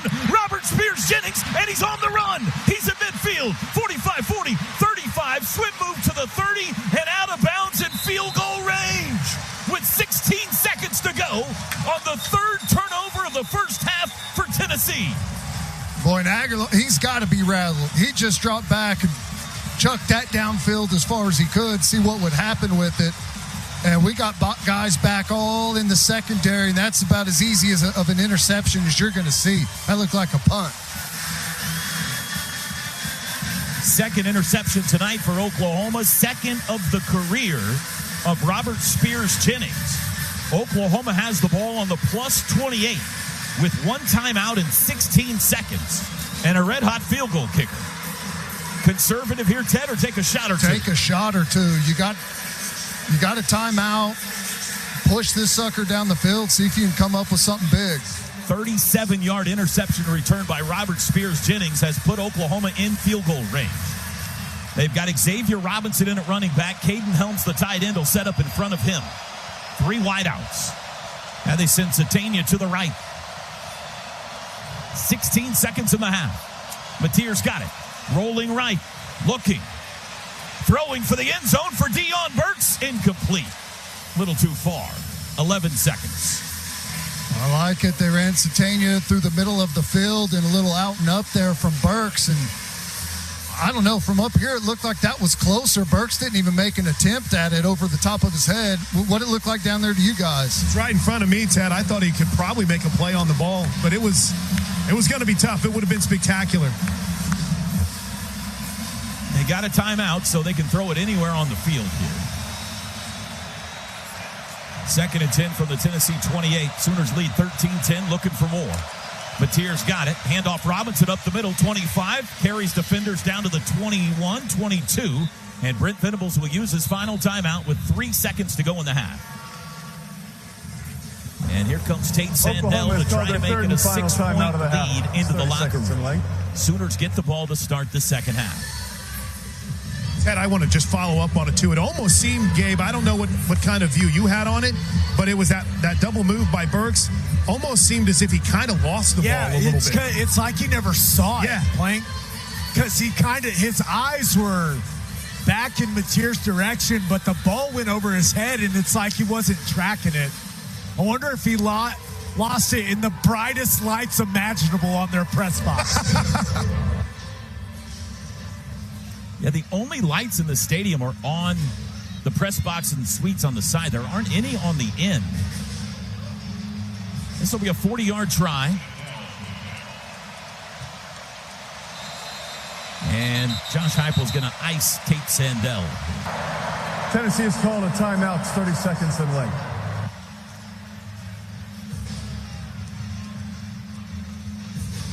I mean, if you just pull up the statistics at halftime and don't look at the score, and you're a Sooner fan, you're not going to feel very good. But Ted, turnovers. We've been waiting for them to show up, and they do in a big way. Our Mason Thomas, it was a costly touchdown because we've lost one of our best players on the football team, but that was huge and really kept us alive when we were reeling early. I mean, it felt like Tennessee was ready to pour it on us, and that really slowed their momentum. And since then, a couple of interceptions, another fumble. It's been nice. Big kick here. Make it. OU's got momentum. Miss it. Tennessee's got it going to the locker room. 40 yards, middle of the field. Tate Sandell. 2 for 2 today. Snap back. Hold is down. Kick is away, and he got it again. Tate Sandell, your money. And it's halftime in Knoxville. 3 turnovers and 3 Tate Sandell bombs. And Oklahoma leads it 16-10 at halftime. The halftime show is next. This is Sooner football from Learfield. Under control, make good decisions with the football. There's been some things there offensively. I like some of the things we've seen in the running game. I would like to see us make their defensive line move a little more, get to some of that split zone stuff with the wider track for the offensive line. Would like to see us attack the edges a little more, just with some simple throws at the line of scrimmage and make their defensive backs tackle in space. That's something they've struggled with, but we know Tennessee's going to make a run. So it's up to this offense to put together solid drives in this second half. Here we go. Here's the second half kickoff. It's a boomer. Sooners will start on the 25. This has been the Oklahoma Sooner halftime show, brought to you by Coca-Cola. Enjoying the refreshing taste of Coke Zero Sugar. 16-10, Oklahoma leads it. third quarter time. Sooners will go left to right. This is the same direction they went in the first quarter. Prime time in Knoxville tonight. Glad you've joined us. First 30 minutes was a roller coaster ride. What does the second 30 have in store for us? Oklahoma breaks the huddle with Xavier Robinson at running back. Burks, Satania, and Gibson the wideouts. Kanik the tight end from their own 25. John Mateer in the shotgun. Sends Satania in motion right to left. Mateer's got it, going to throw. Looks left, looks middle. Throws middle. Kanik sat down at the 30, then turns and falls forward to the 32. 7 yards on first down to Jaron Kanik. And that's a good sign for Mateer. Gets back, trusts the offensive line, goes through a couple of reads, and then delivers a strike. Tempo snap. Looking left, throwing left. Caught Satania, first down, turns it up to the 40. Pushed out of bounds around the 41. I know 9 more yards. Sorry, T-Row. I know it's just 2 throws, but those 2 throws feels like that's the best rhythm we've seen from Mateer in a while. Operating with a little bit of a pace here and some confidence. First down's brought to you by Pregame. Score big with their command-driven AI engine. I want your shortcut to smart work. First and 10 from the Tennessee 41, from the Sooner 41, excuse me. Mateer with Robinson on his hip. Claps his hands, takes the football, fake handoff, throw across the middle. It is busted up. Looking for Gibson on the slant. Ty Redmond there in defense. Met him when the ball arrived. Second and 10. Really good defense and a good challenge there on the football by Giovanni Gibson. But again, I like the throw there by Mateer. He threw that with some confidence and put it in a great spot. That's a little zone insert RPO, Ted. I like the way that looks. I hope we get back to that a few more times. Empty on second and 10. Now in motion, Robinson behind Mateer. Mateer looks at him, now looks middle. Back it up, throws across the middle. It's knocked down, incomplete. Satania the nearest receiver, but Jackson Moy knocked it out of the air, and now it's third and 10. Was that like, were we trying a little hide wide receiver screen over the middle there? That was an interesting play. I'm not sure, but once again, Ted, you see Mateer, when he's having to drop back and read things out, those feet, like he's almost hopping before he throws the ball. It's really interesting. Third and 10. Sooners 1 for 5 on third downs tonight. Back to pass. They bring 5. Picked up. Now Mateer under pressure, and he's wrapped up and he's sacked. Tennessee picks up their second sack back at the 34, and the Sooners are going to have to punt. You know, again, Mateer's back there in the pocket, and he's just floating around. Floats over there into trouble there. And Gabe said it earlier, the pocket's not going to be perfect. He's got to have some poise in there. He's on his spot, and then he just starts to kind of move over and gets himself in some trouble. Again, I like the stuff where the ball's coming out really quick, early underneath. Boo Aguilar deep to receive inside the 10. Grayson Miller, the punter.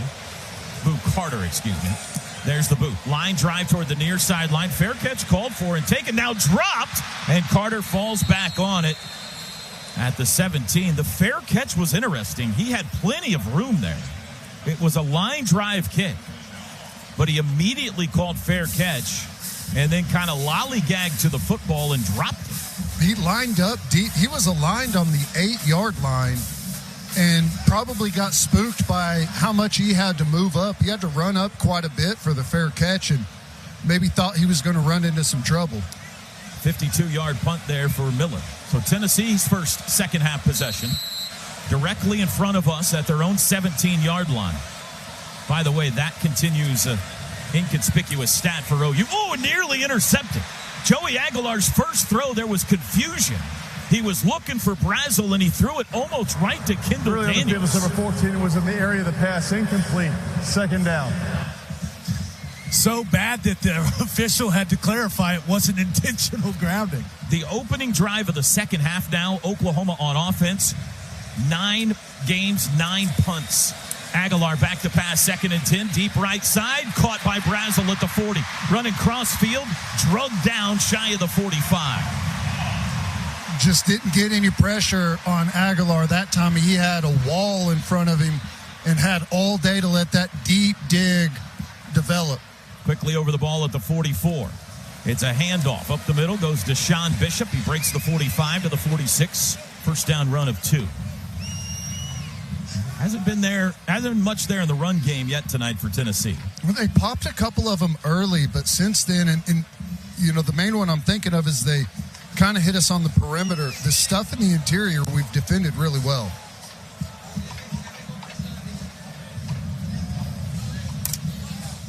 They huddle up and now break it. 27 carries for 46 yards for Tennessee on the ground. 2nd and 8. Aguilar's got it. Sticks it in the belly, now throws across the middle, incomplete.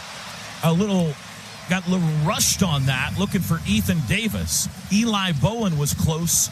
Here's 3rd down and 8. Well, he made a really good delivery on that deep dig route, but the rhythm, the timing is off on that RPO stuff. He's feeling the pressure, I believe. We got a couple of nervous quarterbacks. Yeah, I think so. In this game. 3rd and 8 from their own 46. 16-10 OU leads. 12:05 to go 3rd quarter. Aguilar back to pass, looks right, throws out to the right, caught, and he breaks free. First down, Staley. Down the sidelines, 30. He's going to go to the 10 to the 5. Touchdown, Staley. It looked like he might be dropped shy of the first down marker, but he spun out of the tackle and then sprinted down the sidelines, and Tennessee is an extra point away from taking the lead. Boy, that's one the defense is going to be frustrated with there. Pretty good pressure. We had a bunch of guys with hands up in the face there of Aguilar. Delivers a really nice ball, and we have 2 guys collide on the tackle and just kind of knock each other off. And he's able to spin out of there and get down the sideline for the touchdown. Fortunate. It was almost Guillory, knocked him onto his feet, Ted. Yeah. I just kind of looked like some bad luck there. I know no one wants to hear that, but. 2nd touchdown for Staley tonight. Extra point try by Gilbert is up and good, and Tennessee is back in front. They've scored touchdowns on the first possession of the first half and now the second half as well. And with 11:52 to go 3rd quarter, it's now 17-16 home team. Second half brought to you by the Riverwind Casino. Riverwind Casino, the official entertainment destination of OU Athletics. This is Sooner football from Learfield. This needs to settle down in the pocket. He looks sped up. I would like to see us continue to get to some of the quick passing game, because that's when he's been at his best, when he hadn't had a lot of time to think. So this feels like a very, very important drive in this game, though. Another good kickoff will force the Sooners to start at the 25. Oklahoma has only 2 attempted kickoff returns this season. Pretty wild, isn't it? And it doesn't feel like they've had a ton of fair catches. It feels like every kickoff is into the end zone against them. From the 25, trailing by a stick man, 17-16. A world of time left in this game. 11:52 to go in the 3rd.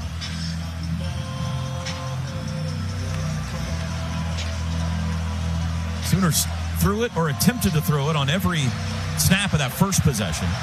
See what they do here. Jermichael Carter in the game in the slot. Robinson in the backfield. Kanik tight end, wing left.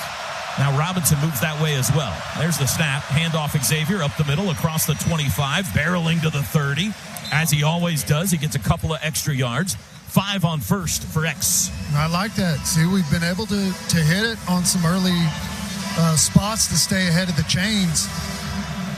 2nd and 5, they go empty. Quick snap, Mateer, quick throw, out to the edge. Caught by Carter, turns it up, first down across the 35. Takes a big pop, but he got 7. That's a first down. Jermichael Carter's 2nd catch of the season. Really good. Just an extension of the run game there. Empty out the backfield and throw the quick hitter on the outside. Sooners over the ball quickly. They don't sub from their own 37. Mateer back to pass. Blitz is picked up. Now he steps up. Now he's wrapped up. And a flag is down as he's thrown forward back to the line of scrimmage. This is going to be a hold, though, it looks like, on Oklahoma.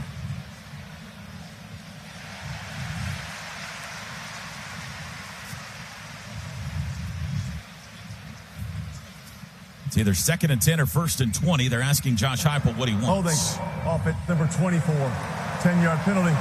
Repeat first down. He takes the penalty. It'll be 1st and 20. Now we're in a tough spot. 1st and 20. I'd like to see us come out on 1st down. The last set of chains, we run it on 1st down, and we've got 2nd and 5, and we're moving, and we come out on 1st and 10, and we throw it, and we end up in 1st and 20. Back at the 27. 17-16, Vols in front. Mateer, man in motion is Kanik. John's got it, rolling right, looking to throw, does back across the middle, and it's dropped. Oh, he hit Deion Burks in the hands. Out at the 36-yard line, and he dropped it. That one was set up really nicely. Kanik is running to the flat. We got the rollout. Defense expands with Kanik to the flat, leaves Burks wide open there in the middle of the field, and Mateer puts the ball right on him. 2nd and 20, trips right, one left. Snap, throw out to the edge, caught by Satania. Pushing to the 30, tackled at the 31. That's just 4. And here comes 3rd and forever. Can't drop the ball and then not block for your buddy. Come on, man. 3rd and 16. 102,000 making noise. Trying to get the football back with a lead now. Sooners have not been good on this down tonight. 1 for 6. They go 4 wides, 2 to each side. Mateer back to pass. Under pressure immediately. Steps up. He'll run. 35. Outside 40. He's to the 45. He's got the first down across midfield into Tennessee territory. Old John Mateer with his legs that time, and we got an injured volunteer on the tackle. This was timeout for an injury. Well, it looked like Mateer didn't feel too good getting up from that either. Jordan Ross, defensive end, is the injured Vol. That was a 21-yard run by Mateer on 3rd and 16. Well, he's looked good a couple of times tonight where he's pulled it down. He looks like he's got that burst back in his gait, and hopefully he's okay. Got up a little bit slow from that. It was a pretty awkward collision there down near the chains, but he's made him pay a couple of times there. That was impressive. Circle that play. OU's got to give the ball back to him. Tennessee's got a world of momentum right now. And Mateer is able to keep the drive alive on 3rd and 16 and puts OU in Tennessee territory. I mean, and this would be huge. The defense has played really well for the most part tonight. On that last touchdown they gave up, I mean, they're going to be mad. Guillory had a chance to come up and make a tackle and at least force them into a difficult situation, but misses the tackle and it goes for the touchdown. This is where you play complementary football. The defense has a mistake. The offense has to be able to go out there and back them up, and we're working with something here. Jordan Ross is up and very slowly walking back toward his own sideline. It's been a costly game injury-wise for both teams. More players have gone down for Tennessee. OU, of course, though, is without R. Mason Thomas for the rest of the night. If you joined us late, he was injured in spectacular fashion, returning a fumble, 71 yards for a score, but pulled something on the way and has not played since. Buddy is over on the sideline, guys, providing a little bit of emotion. He was shushing the fans after the first down run by John Mateer, so he's over here as a leader for the Sooners. So, all right. Ross is off the field, so 1st and 10 Sooners from the Tennessee 48. 9:50 to go third quarter, 17-16, Vols up 1. Xavier Robinson back and to the left of John Mateer, back and to the left. Snap, pitch, Robinson on the corner, 45, puts his shoulder down and barrels over a ball out of bounds at the 40. That's 8 yards on first down on the pitch. I like it. Attack the perimeter there. Just a little pin-pull scheme on the outside. I think that was Eddie Pierre-Louis that got out in front there, made a nice little block. Nice pickup on first. 2nd and 2. Play action. Throw to the right. Burks caught it. He's got the first down. He's pushed back, but he caught it at the 36, and that's enough to move the chains. First downs brought to you by Pregame. I like it. The first down runs have been good for us. We got to stay with that. You get to that 2nd and medium, 2nd and short. Defense doesn't know what to call. and you have all kinds of options out there for the offense. Sooners in white, Vols in black. Dark mode activated tonight here in Knoxville. Sooners trying to get into field goal range again. They might be there already from the 36. Mateer spins out, rolls left, sets up. Now he's going to run it. Comes back near side. 35, backing his way, takes a hard hit down to the 32. He got 4. A hard borderline late hit there as he went to the ground. Another defender came crashing down on top of his helmet. I agree with you.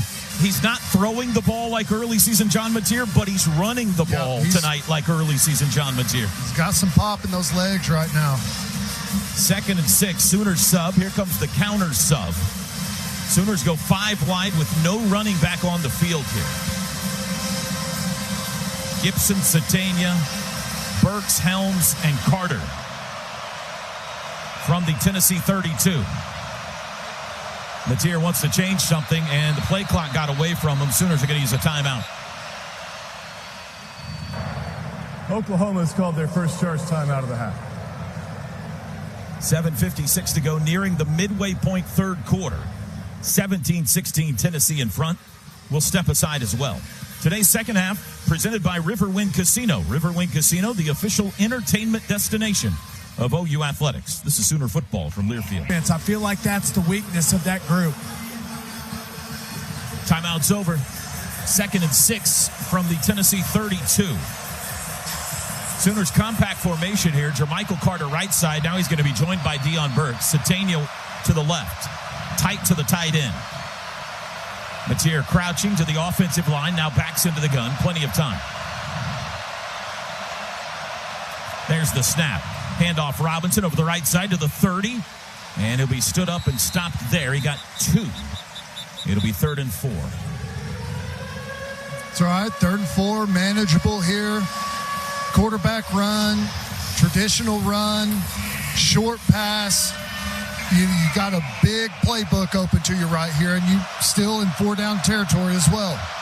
There's the snap. They bring a blitz. Mateer throws right side. Caught by Burks. Takes a huge hit. Hangs on at the 25. First down. That's nice by Burks there. You know, he missed the early one earlier in the drive, but that one right there was the difficult one where he got smashed right as he caught it. We're all square. Caught the tough one, dropped the easy one. 1st and 10 from the Tennessee 24.5. 2 wides, 2 tights. You got Helms and Kent both out there. Mateer, handoff Robinson, runs right, has a hole, breaks a tackle to the 20. Darts it up, ball's out, flag down, ball's still out, Tennessee's on it. They need the flag to save them here. If not, Tennessee is recovered at the 10. Anybody get an idea about the flag? We got an injured Vol as well. 2 of them. There was one thrown back here by the back judge and then one up here near the line of scrimmage. And an injured Sooner, too. Fasusi? Just slow getting up. During the play, holding offense number 86. That penalty declined. Result plays a first down for Tennessee. Well, first turnover of the night. Oklahoma was in scoring range, and Xavier Robinson coughed it up. And a good run, too. I mean, we got a really nice chunk there, and I don't know who jarred it loose or what happened there, but he was in some traffic and got hit from really both directions. That's frustrating. Idris Farouk recovered it. And Rocky Top bellows through Neyland Stadium. 17-16 Vols. They take over at their own 10. Sooners forced 3 first-half turnovers. Can they come up with one here in the second? Trailing by a point, 6:47 to go in the third. Full house backfield. It's a handoff, sweeping left, turning it up. Wow, nice. Owen Heineke stands up the ball carrier. He spins away down the sidelines. Is he still in bounds? He's pushed down out around the 40. It looked like he stepped out to me, but that's frustrating. Heineke made a great pursuit inside out, flushed up the tackle, and just, I don't know how he broke free. Tennessee over the ball quickly. They don't want this to be reviewed. It's a 28-yard run, and now here come the whistles. The runner did not step out of bounds on the previous plays under video review. Timeout. That's a big call. It's the 20-yard call or so. That looked like right there he stepped out around the 15 to me, but I'm wearing an OU jacket. Let me get a quick injury update, guys. We mentioned how Michael Fasusi was slow getting up off the field. Whenever he tried to recover the fumble, he was completely sprawled out and landed with his arm extended without any kind of brace. So they're kind of looking at that right shoulder, working on that right arm right now for Fasusi. He's not in the injury tent. The trainers are just talking to him on the offensive line bench. But again, he took a little bit extra time getting off the field, but it looks like he's going to be okay as they work on that right arm for the Sooner freshman and left tackle. Yeah, so he's out at the, ball be spotted at like the 15.5 or so, guys? I think so. Yeah, it was pretty clear from, 65 yards away up here in the booth, but down on the field somehow. Reviews brought to you by McIntyre Law. Visit McIntyreLaw.com to connect with their team of award-winning Oklahoma personal injury attorneys. So assuming they move the ball back, it'll be, instead of at the 38, around the 15. I mean, that's 23 yards, hashtag math. And it won't be a first down. It'll be 2nd and 5 or so. It's a really good play by Heineke at first. I don't know how he lost the grip and got spun out, but he came from inside out, showing some really nice speed, ran past a blocker that was assigned to get up to that next level for him and made a good flush hit, but just couldn't finish it off. He's playing a really good game tonight. Yeah, I remember Teddy's still got that little mini cast on his hand, so some of those situations, not ideal, right, when you don't have full use of that hand, but, man, he has been –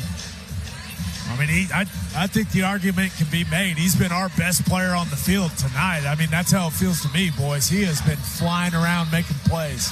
Tate Sandell would like a word, but yes. That's right. Fair enough. I'm concerned with how long this is taking. They got chains and clock and everything to deal with. Yeah, I think it's more the details. I mean, it was obvious in the review that they showed here in the stadium. So obvious, in fact, that there was an audible groan from Tennessee fans because they realized that he stepped out. So seems like it shouldn't take this long, though. T-Row, I'm with you. Yeah, there we go. Looks like headsets are coming off.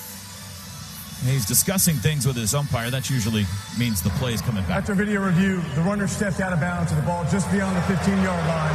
It's 2nd down. McIntyre Law Review works to the favor of OU. It'll be 2nd and 5. Riverwind Casino's gaming floor has nearly 3,000 of your favorite games, complemented by a variety of bars, restaurants, and the best live music in the metro. It's no surprise that Riverwind Casino is the official entertainment destination of OU Athletics. So 6:31 to go in the third. Tennessee leads 17-16.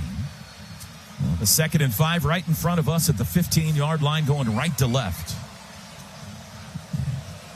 Dark mode tonight. Black jerseys, orange numerals, and trim.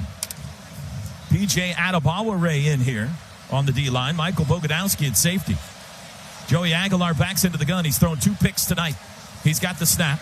It's a handoff. Right up the middle runs Thomas, and he's pushed backwards after a couple.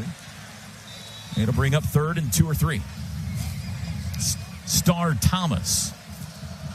They gave you the stat in the pregame. In the games Oklahoma's won, their opponents only 18% on 3rd downs. In the 2 they've lost, their opponents have been 50% on 3rd downs. Tonight, Tennessee 7 of 9 on 3rd downs.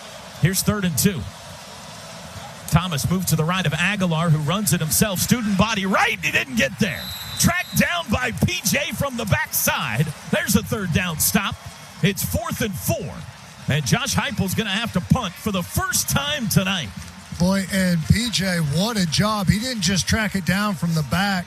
He fought through a offensive lineman, pushed him into the backfield, and then was there to make that tackle for loss. Really impressive play there from P.J. He's come a long way. You can't believe this, but Tennessee has an Australian punter. No way. Jackson Ross stands on his own one. Isaiah Satania Chance to make a play here on his own 35. False start. And we got a volunteer that jumped. Critical yardage here, too. False start. Kicking team number 37. 5-yard penalty. It's 4th down. That's going to put Ross in the end zone, which makes everything a little more dicey. Yeah, when you're out near midfield, it's really no harm, no foul when you're in that pooch punt territory. But here, that's critical yardage. Don't want to be standing on that checkerboard if you're a punter. That paint can get you, Ted. He is on the checkerboard. Snap back. Got the boot away. Contested. Fair catch called for by Satania, taken at his own 47. And the Sooners get really good field position to start this next drive after a timeout. We got a 1-point game at Rocky Top. 4:51 to go in the third.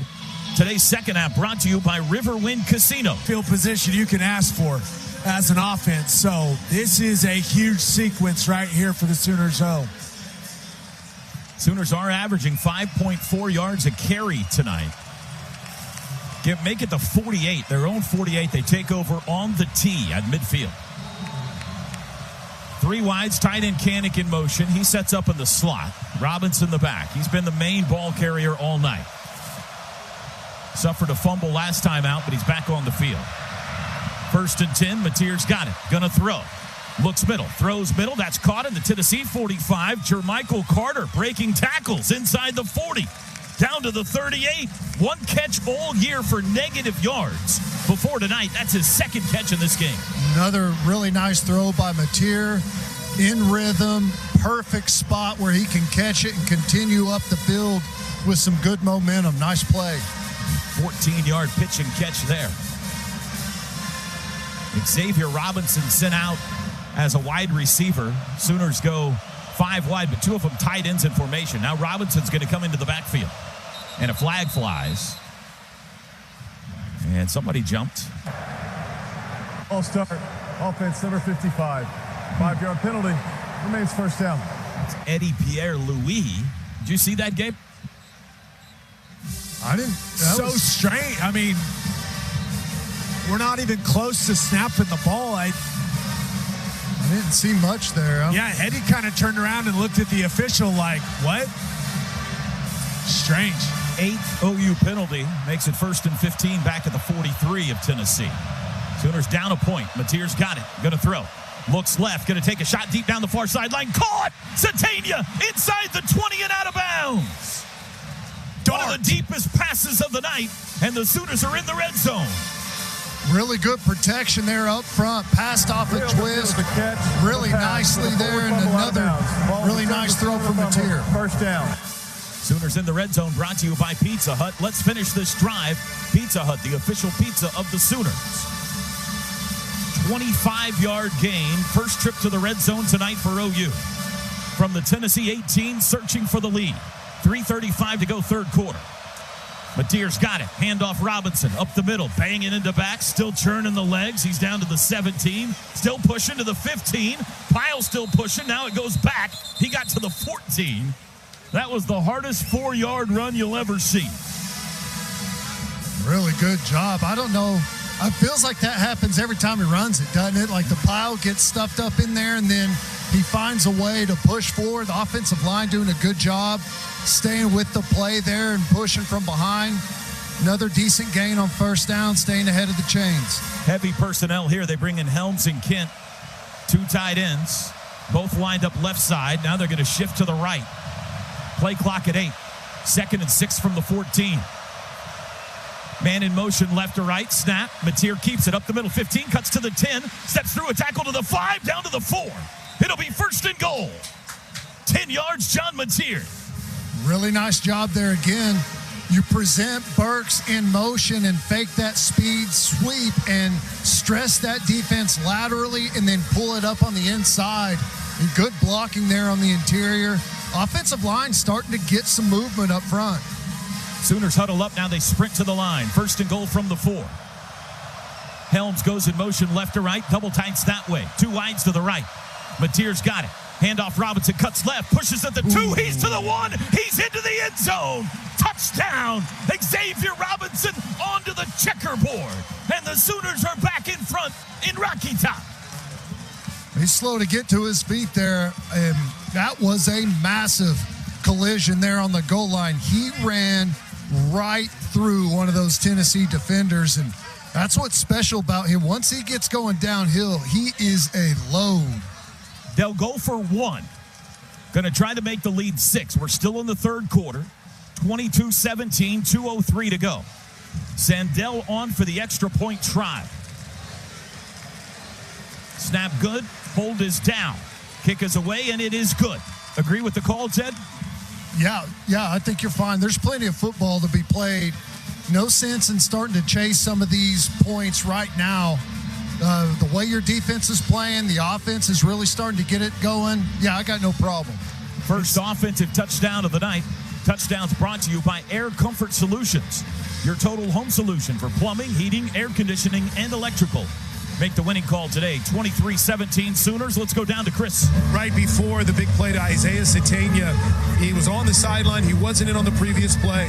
Then Arbuckle brought him over. As a matter of fact, made it a point to go find him. He was standing behind him after he made the call, said something to him, got his attention. Next play gave one of the biggest pass plays of this game, and it led to Xavier Robinson doing what he's done for the Sooners the last couple weeks. Yeah, and that ball from Mateer to Satania down the sideline, guys, I think that's John Mateer's best throw since coming back from the injury.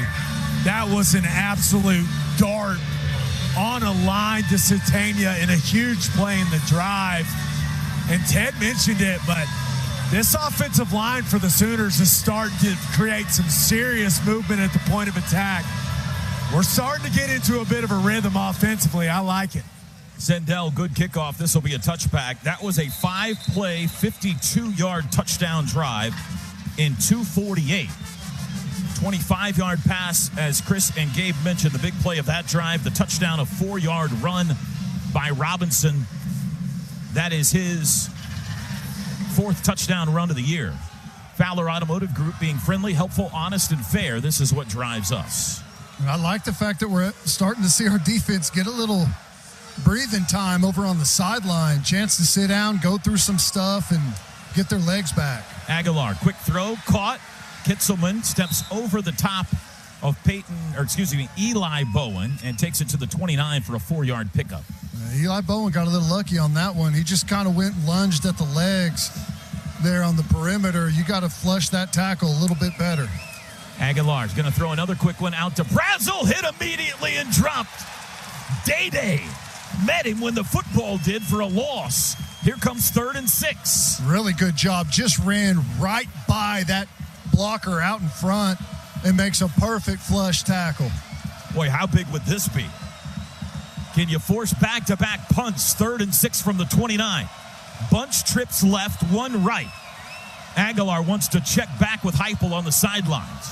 Plenty of time on the play clock. Looks like man coverage on the high side. Sooners shifting defensively. Bishop the back, 3rd and 6, snap. Sooners bring pressure. Aguilar has time. Now he's hit as he throws deep downfield. It's a free ball and it's incomplete. Kip Lewis the hit. Robert Spears Jennings couldn't quite find enough footing to get back to the football, or he would have had his 2nd pick of the night. And the Vols will punt. I'll tell you, T-Row, that one was expert level defense. We show pressure. They change the play. We counter and change as well. And on the snap, we're moving into something different. And Aguilar just was totally confused with what the coverage was on the back end and just had to throw a grenade down there. Tennessee kicks. Line drive with backspin. Satania backing up. Fair catch taken at the 25. And the Sooners have the ball back with the lead with 51 seconds to go in the 3rd quarter. Chris, I would imagine that's about as fired up as that sideline's been all night. Juice. Absolute juice. I'm standing by the edge bench at the far end of the bench where Miguel Chavis bringing all kinds of energy. Danny Okoye has been a guy over here on the sidelines that has been keeping guys fired up. And I'm going to tell you something. Between series, it's the most active I've seen John Mateer. Going up and down, talking to his wide receivers, talking to his offensive line. Gabe, when you get a little momentum, a little bit more juice. He's got a bit of that swagger back tonight. I like what I'm seeing. They go empty with 2 tights on 1st and 10 from their own 25. In motion, Robinson. He'll come behind Mateer. Snap. Mateer runs it. Left side, 25 to the 30. Still churning, 35-yard line. It'll depend on the spot. They're going to put him down at the 34, but it's 9 yards. And you got 2nd and 1 here, which typically I would say is a waste down opportunity to try something down the field. But the way we're running the football, I think you just stick with it. Move the chains. Keep the rhythm going. Keep the momentum going. Play clock is 3 seconds ahead of the game clock. We're down to 18 seconds to go third quarter. 2nd and 1. Mateer claps his hands, fakes the handoff, throws it near side, caught by Burks. First down, turns it up to the 40, out to the 45. Bang down there. Sooners have another first down brought to you by Pregame, and that's how the third quarter comes to an end. That's the end of the third quarter. 4 fingers in the air. Timeout. Dark mode tonight in Knoxville. But as we go to the final frame, it's the visitors in crimson and cream that are on top. 23-17. Today's second half brought to you by the Riverwind Casino. Always a good time. This is Sooner football from Learfield. It's starting to look much better offensively. Fourth quarter starts with OU 1st and 10 from their own 46. Leading 23-17, going right to left, south to north. Traveling white unis, crimson helmets. Mateer rolling left, wanting to throw. Does, near side, caught Burks into Tennessee territory and dances out of bounds. He's got another first down to the 43 of the Vols. Really nice job pressing the perimeter. Oh, man, that is... Ball. It's a weird time, though, to try to be slowing them down. They've just run one play. Yeah, and we're not playing with tempo, so it makes me think 19% of this injury prior to the ball he's being actually spotted. cramping. First down. It's Joshua Josephs, who Gabe had in the spotlight before he's the game had a tonight. quiet night, which is good. I mean, I know this is one of the most hostile environments in college football. And when you really think about the fact that we're starting 2 true freshmen at tackle and those guys have held up as well as they have in this environment, man, those two, the future is unbelievably bright. How about this, guys? In the third quarter, OU outgained Tennessee 162-93. And they're on the move here early fourth. We should just do that again. I like it. Joseph's off the field. Sooners 1st and 10 from the Vols 43. Not far from field goal range here, but they'd rather have 7. 3 wides, one of them Jermichael Carter, who's seeing significant second half playing time. Robinson sent out as well. Mateer's going to run it, bounces it outside, cuts it up, now just ducks down for a short 2-yard gain to the 41. Getting Mateer back going in the run game. Good job by Caden Helms there, coming as the second puller. Gets a couple of guys. I know it doesn't turn into big yards, but he kept Mateer from taking a shot from a safety that had about a 20-yard run at him. 2nd and 8. Robinson on the right hip of Mateer. Short motion for Helms. They bring pressure. Throw across the middle. That's caught. Satania at the 38-yard line. He's near another first down, and he's got enough. They brought 7, it looked like that time, and Mateer did a pretty good job of standing in there and delivering. Yeah, good protection, enough for Mateer to have some patience and take advantage of the massive hole in the middle of the field where those backers have vacated on some crossing routes there. Another nice throw, nice completion, good protection. The rhythm is there. 33-yard line, 1st and 10. Definitely in field goal range now. 2 right, 1 left. Mateer, handoff Robinson, dances right, stood up at the 32 and pushed back. Just a 1-yard gain. Kenneth listening in Broken Arrow. Steve in Barberville, Kentucky. Ryan in Dallas. David in Tacoma, Washington. Sharice in Austin, Texas. Trent in Granite, Oklahoma. Sooner fans listening all over the United States here in the fourth quarter with 13 minutes to play. 2nd and 9 from the Vols 32. Sooners sub. So now Tennessee will counter. 2 wides left. 2 tights. Kent and Helms, 1 to each end. Now Robinson sent out. Mateer going to run it himself. Veers right. Tries to get to the corner. Stiff arm taken down at the 30. He got a couple, but here comes 3rd down and 7. Again, in field goal range. A field goal makes it a 2-possession game. Not that you wouldn't rather have 7, but you don't want to do anything crazy here.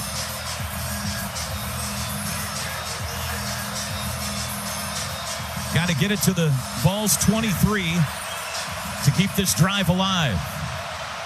4 wide receivers.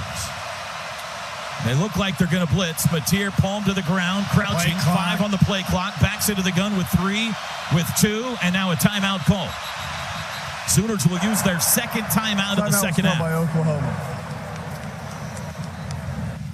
Important play coming here, and we'll take it with them. 11:52 to go. Oklahoma 23, Tennessee 17. Today's second half run. And he's looked really good in this second half. So if we're going to get something, I like the quick stuff to the outside, or some of the quick stuff where it's Kanik or Satania working the middle of the field. Sneak a run, I say. Catch him by surprise here. I'm fine with that. They're going to be in 7-up. It's what they do on 3rd and long. 3rd and 7 from the 30. 4 wides, 2 to each side. Robinson steps in front of Mateer. Snap, they bring pressure. Looks middle, trying to get away. Runs into Foje, can't get away, and he's sacked. That's what you can't do. That's going to make it a longer field goal back at the 37. And Tate Sandell looking for his 4th field goal of the night and his 3rd of 50-plus yards. It's going to be another 55-yard try. That's a really disappointing result in that down and distance, guys. Man. To make it a 2-score game. 11:19 to go in the game. From 55 again. Snap good. Hold down. Kick is away. Does it have the distance? It is good again. Goodness. He did it again. Tate Sandell's 3rd 50-yard field goal of the night. And his 4th 55-yarder of the year. It crawled over the crossbar, and the Sooners are up 2 scores in Knoxville. Wow. I mean, that is just so crazy. All 3 of it's like as we go, they're going in by less and less. Just you said it, Toby. Just crawled over the crossbar, but still counts as 3. What a performance from Sandell. Ted, I was right on the inline of the end zone, and when I tell you that barely got over the crossbar, the fans in that end zone thought it came up short, but just crapped over the crossbar to give the Sooners this very important 2-score lead. Tell you what, I know this is not the norm, but if Oklahoma hangs on, Tate Sandell's flying first class home tonight. We got to pick which 17. guy has to give up his seat then. I'll gladly be the decision maker on that one. Still 11:05 to play. 26-17 now. Here's the kickoff. Sandell high end over end. Fair catch called for, and the Vols will start on their own 25.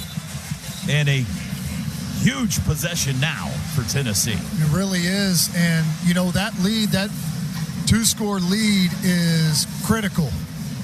You know, this defense, this is where they really start to shine. You know, I always talk about it. You want to force an offense to be one-dimensional. We're not quite there yet with the clock, but we're getting close, and that's whenever we become really good. Fowler Automotive Group drive summary, 9 plays, 38 yards, and 446. Snap to Aguilar. Handoff up the middle across the 25. Push sideways by Kendall Daniels. He got a couple to the 27. Which back is that? That's Lewis, Peyton Lewis. It'll be 2nd and 8. Good job on first down. 2nd and 8 is what you want defensively. You know, whenever they get to that 5 and 6 number on 2nd downs where it's dangerous. Tight end in motion, Kitzelman. Aguilar back to pass, 4-man rush, has a pocket. Now throws it out to the near side, incomplete. Off the fingertips of Lewis, the back, and here comes 3rd and 8. Neyland Stadium's nervous right now, boys. Good coverage downfield there, and Aguilar had to pull it down. You could see him head going back and forth in the pocket. He didn't know where to go with the football, and finally just tries to throw the swing and send it out of bounds. Marcus Strong out there to rush the passer, 3rd and 8. Aguilar claps his hands, now palms to the ground. Offensive line straightens up, awaits further instructions. Now they're back in the crouch. There's the snap. Sooners bring 5. Kip Lewis through the middle. Hit as he throws. Ball's hanging in the air, and it's incomplete. Oh, my gosh. But Guillory called for a PI. He didn't see the football. Brazel hit the brakes to come back for it. And when he did, Guillory grabbed it. Number 4. 15-yard penalty from the previous spot includes an automatic first down. That's just a killer. I mean, you did everything you needed. Pressure on the quarterback. He's just throwing up an absolute prayer, and it's so bad that it ran it into a pass interference call. I mean, you can say, hey, you got to find the ball, but he's in a trail position. It's one of those bad luck plays. Yep. 15-yard penalty moves the ball to the 42 with 10:28 to play. 9th penalty tonight on Oklahoma. Aguilar to throw. Looks right. Looks middle. Flings it across the middle. Hit. Bobbled. Dropped. Kip Lewis laid a lick on Kitzelman when the ball arrived. It'll be 2nd and 10. Really good job there. A little better protection that time by Tennessee, but you can tell that Aguilar's still feeling it.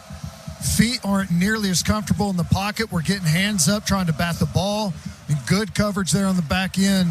Kip Lewis coming up and jarring that ball away. Grayson Halton subs in on 2nd 10. Aguilar claps his hands, takes the football. Straight drop across the middle, lets it fly. Caught, turned up to the 50. First down, out of bounds. Tied in Ethan Davis into Sooner territory to the 46. Kip Lewis took a risk on that. He's in pretty good coverage, but he tried to undercut it and get the deflection instead of securing that tackle. Sooners 26, Vols 17. We near the 10-minute mark, 4th quarter. 4 wide receivers. Aguilar going to throw again. Good Looks penetration. middle. Grayson Halton almost got there. It's caught. Bang. Hung on to. Peyton Lewis, the back, took a shot from Kip Lewis. But credit him for hanging on to that football for a 6-yard gain. Really good push up front. I don't know if that was Grayson Halton that got through. Really good job staying with it and had a hand up to affect that throw. And Kip Lewis again coming up, putting a big shot on him. Quick snap. Aguilar. Play action under pressure. Kip Lewis in on him. Sacked! Back at the tee. Kip was there first. G-Baby finished him off back in Vol territory. Boy, I thought they had us on something there. They quick snapped it on us, and we were kind of running around in the secondary, but it actually may have helped us. Turned Kip Lewis free, and as Aguilar scrambled to try and get out of there, got the cleanup sack coming in late. 3rd and 14. They spot the ball at midfield. 4th sack tonight for Oklahoma. 33 now on the year. Got to get it to the 36 for a first. Snap. Aguilar, straight drop, throws it underneath, caught by the back. Lewis at the 40, spins down to the 38. You're going to spot it closer to the 37. They're going to go for this. It'll be 4th and 2. 4th and 1.5. 4th and 1.5 for Tennessee at the Oklahoma 37.5. Jack Van Dorselaere comes in as a tight end. Haven't seen him much tonight. So Nathan Robinson, a defensive lineman, has also checked in. Their short yardage play has been they motion this tight end almost up into the A-gap. Can he use a timeout? Go ahead, Gabe. I wonder if they're going to rethink their first charge timeout of the half. So I would say their consistent go-to play in this situation, guys, whether it's these 4th and 1s or time zone. Let's pause 10 seconds for legal identification for all of our affiliates. You're listening to Sooner Football from Learfield.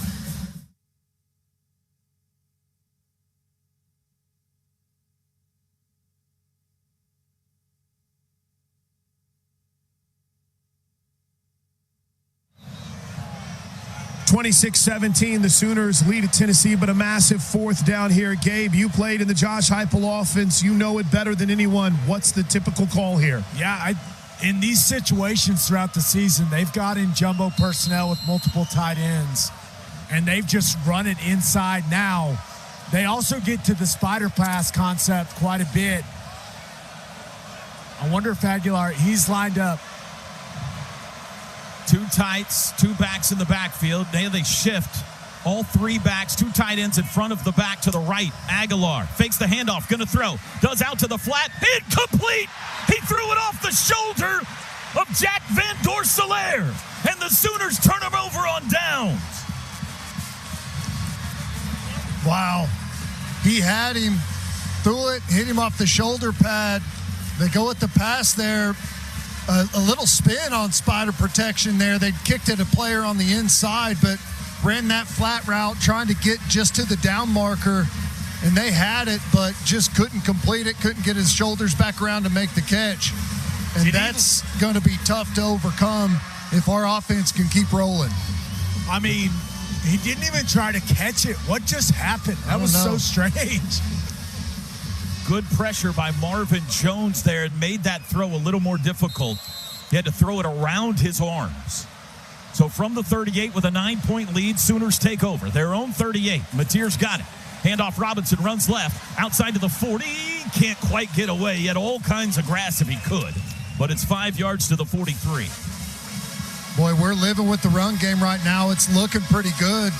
And that play's hitting all over the place. Xavier Robinson does a good job, just takes it out the backside, sees the guy peeking there on the edge, and is able to gain the corner with a nice little 6-yard pickup on first down. Well, the Sooners just try to hammer them with X the rest of the way. Halfway through the 4th. 2nd and 5 from the 43. Kanik in front of Robinson to the left of Mateer. Now Robinson sent out in motion. Mateer runs it himself right side. Cuts it up 45. First down as he dives to midfield. Move the chains. First downs brought to you by Paycom. Score big with their command-driven AI engine, iWant, your shortcut to smart work. Really good job. O-line really starting to cave that Tennessee defensive line down.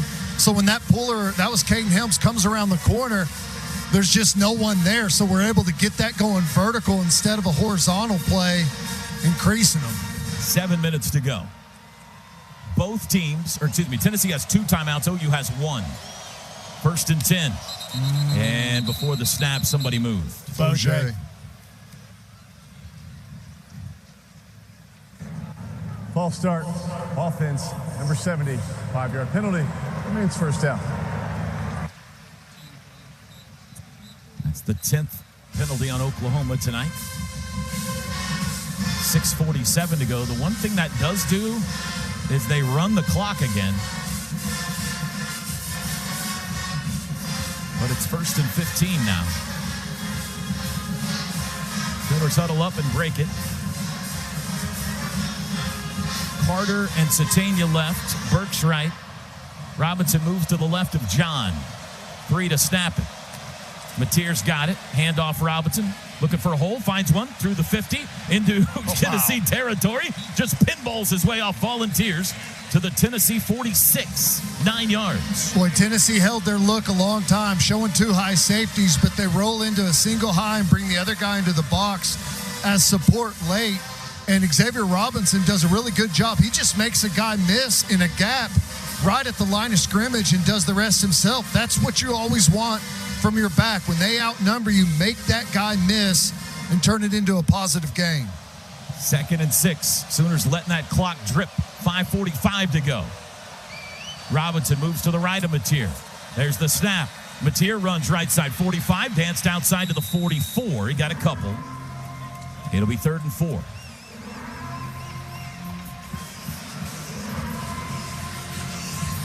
It's a big one here. Start to wonder if this may be 4-down territory out near midfield. We're out of field goal range. And your defense has really been playing well. May have 2 opportunities to get the first here if you get close. 3rd and 4. Mateer back to pass. Looks left, throws left. Caught, turned up. First down, Satania to the 35, and they get a new set of downs with 5 minutes to go. Or you just isolate the slot, run a little speed out away from leverage. Perfect ball from Mateer, easy first down. I love that decision from John Mateer so much.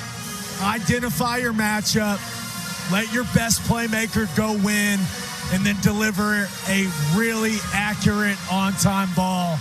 Fantastic stuff from number 10. After struggling on third downs in the first half, Sooners 3 of 5 in the second. At the 35, we're down to 4:28 to go. Mateer fakes the handoff, throws across the middle. It's batted in the air, and it's intercepted. It's intercepted down the sidelines and pushed out of bounds at the 45, and Tennessee has new life. Why? The pass deflected off the hands of the intended receiver. Interception by Tennessee for first down. Burks, and was grabbed by Edwin Spillman, who returns it to the 45-yard line. And with Oklahoma on the doorstep of delivering a knockout punch, Tennessee is off the canvas. Timeout. 4:18 to play, 26-17 Sooners. Second half brought to you by the Riverwind Casino. This is Sooner football from Learfield. Tennessee with 2 timeouts. They need 2 scores. Aguilar, play action. Throws out to the left. That's caught by the tight end. Sammy Omosigo wraps him up immediately. 1 yard gain to the 46. Ethan Davis has been a popular topic tonight. He had 3 catches all season for Tennessee, but he's been a popular target tonight.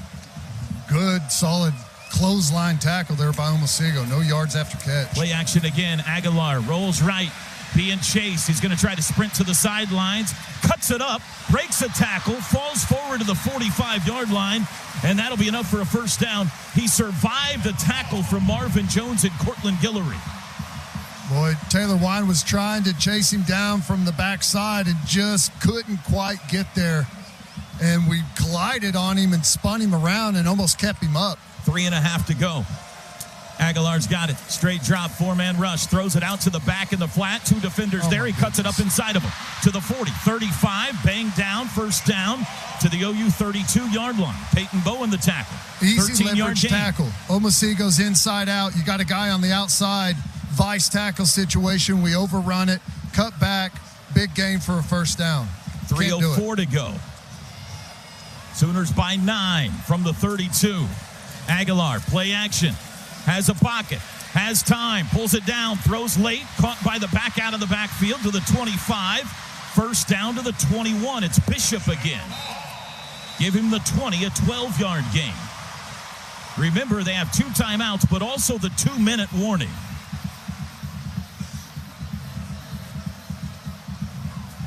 Aguilar in the shotgun, 2:33 to go. Sooners showing pressure from the 20. Now they pause. Crowds get antsy. 2:25. Aguilar changing protection. Now the Sooners drop out of the blitz show. 2:20 to go. Finally the snap. Aguilar looks middle. Holding. Patting the football. Steps up. He'll run it to the sideline. Sprints out of bounds at the 15 with 2:08 to play. That took a long time from the last play to that one, and they got 5 yards out of it.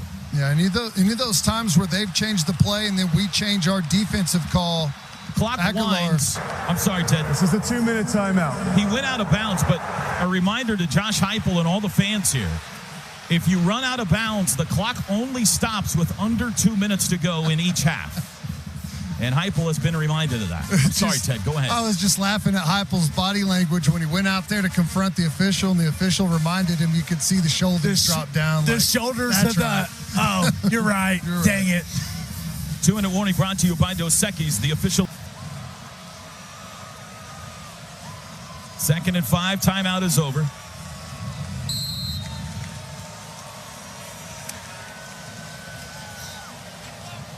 Aguilar in the gun. 2 wides to the left, 1 to the right, tight end to the slot. There's the snap. They bring 4. Aguilar across the middle, looking in zone, caught, touchdown. Great throw, great catch to Mike Matthews. 15 yards. Man, just a little spear route there, post route. Great ball, great catch. Good protection up front from Tennessee. We come after them a little bit there, and they were ready for it out of that timeout, and they made that look easy. Here's the extra point. No reason to go for 2 here. Now, just before that, we were saying they were definitely going to onside it if they scored a touchdown. But now, is it a different story since they scored so quickly? Yeah, it kind of feels like it, right, Ted? Extra point is good. Because they'll only need a field goal. 26-24, 156 to go. Go ahead, Gabe. I mean, what would you guys do? I think I'd kick it deep.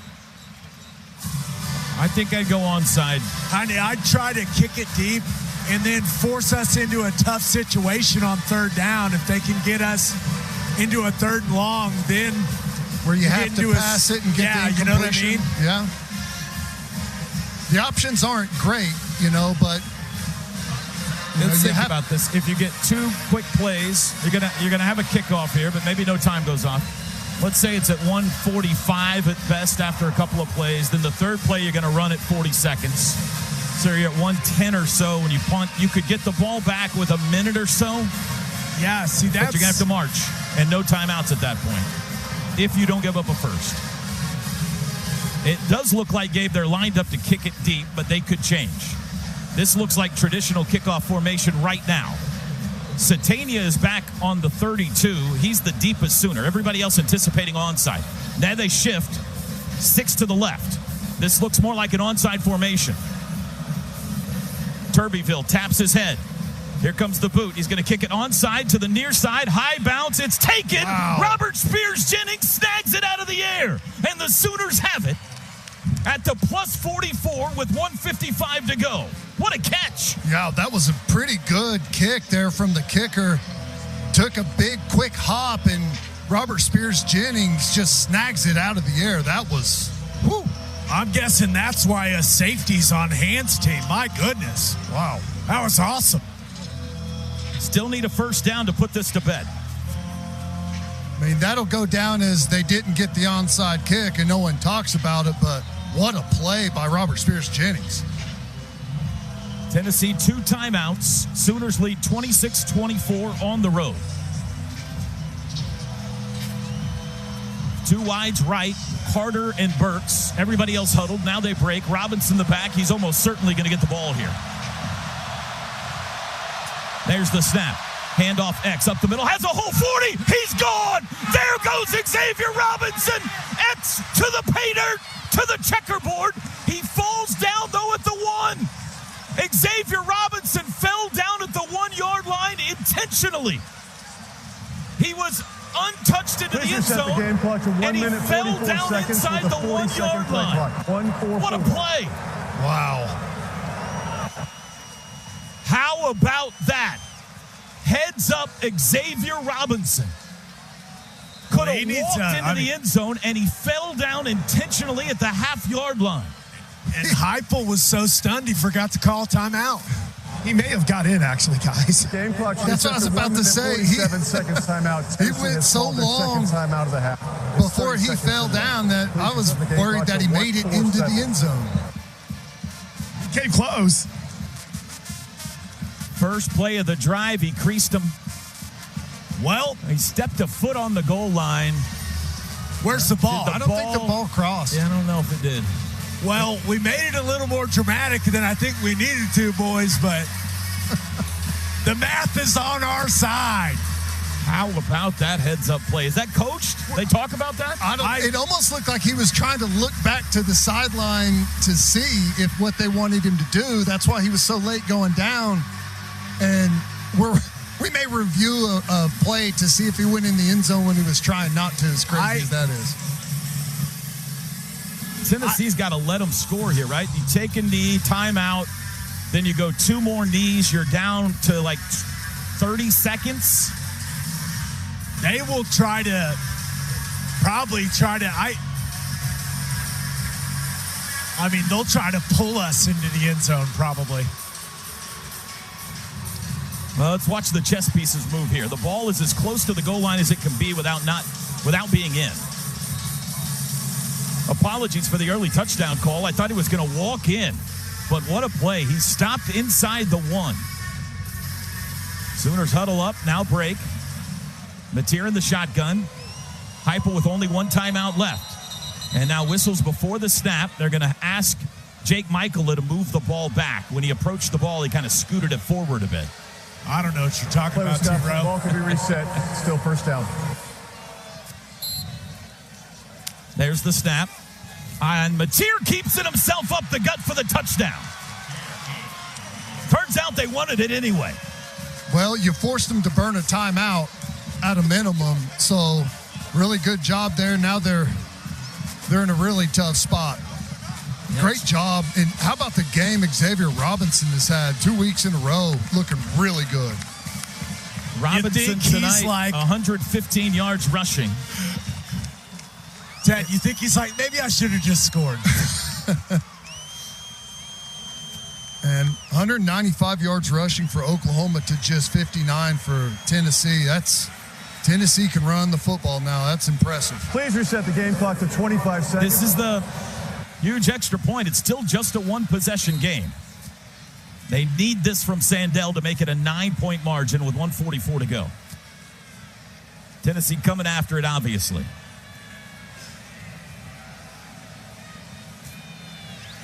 Snap back, hold down, kick away. Tate Sandell, money.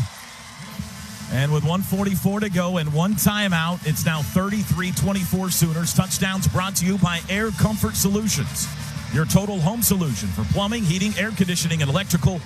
Make the winning call today. For the first time in the SEC, Oklahoma has put more than 30 points on the board.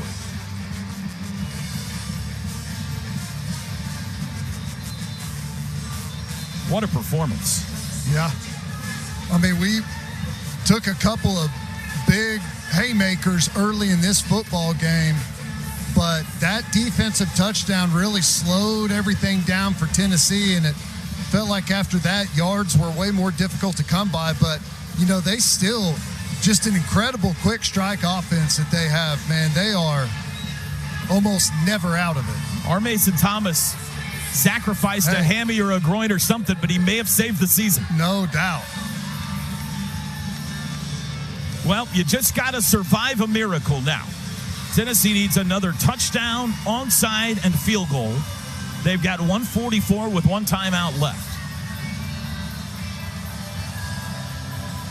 And Neyland Stadium is quickly evacuated. There's the kickoff by Sandell. No fair catch called for, and it sails into the checkerboard for the touchback. Oh, my goodness. There is a flag down after the kick. Is that on Okoye for running over someone?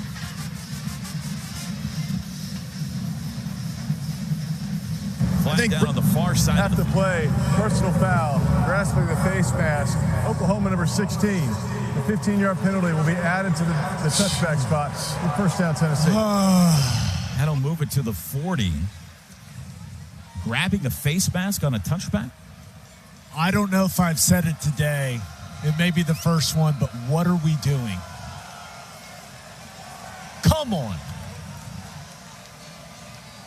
Formula hasn't changed, but they've been given 15 free yards. 33-24, 1:44 to go, one timeout. 4 wides for Tennessee. The back is Bishop.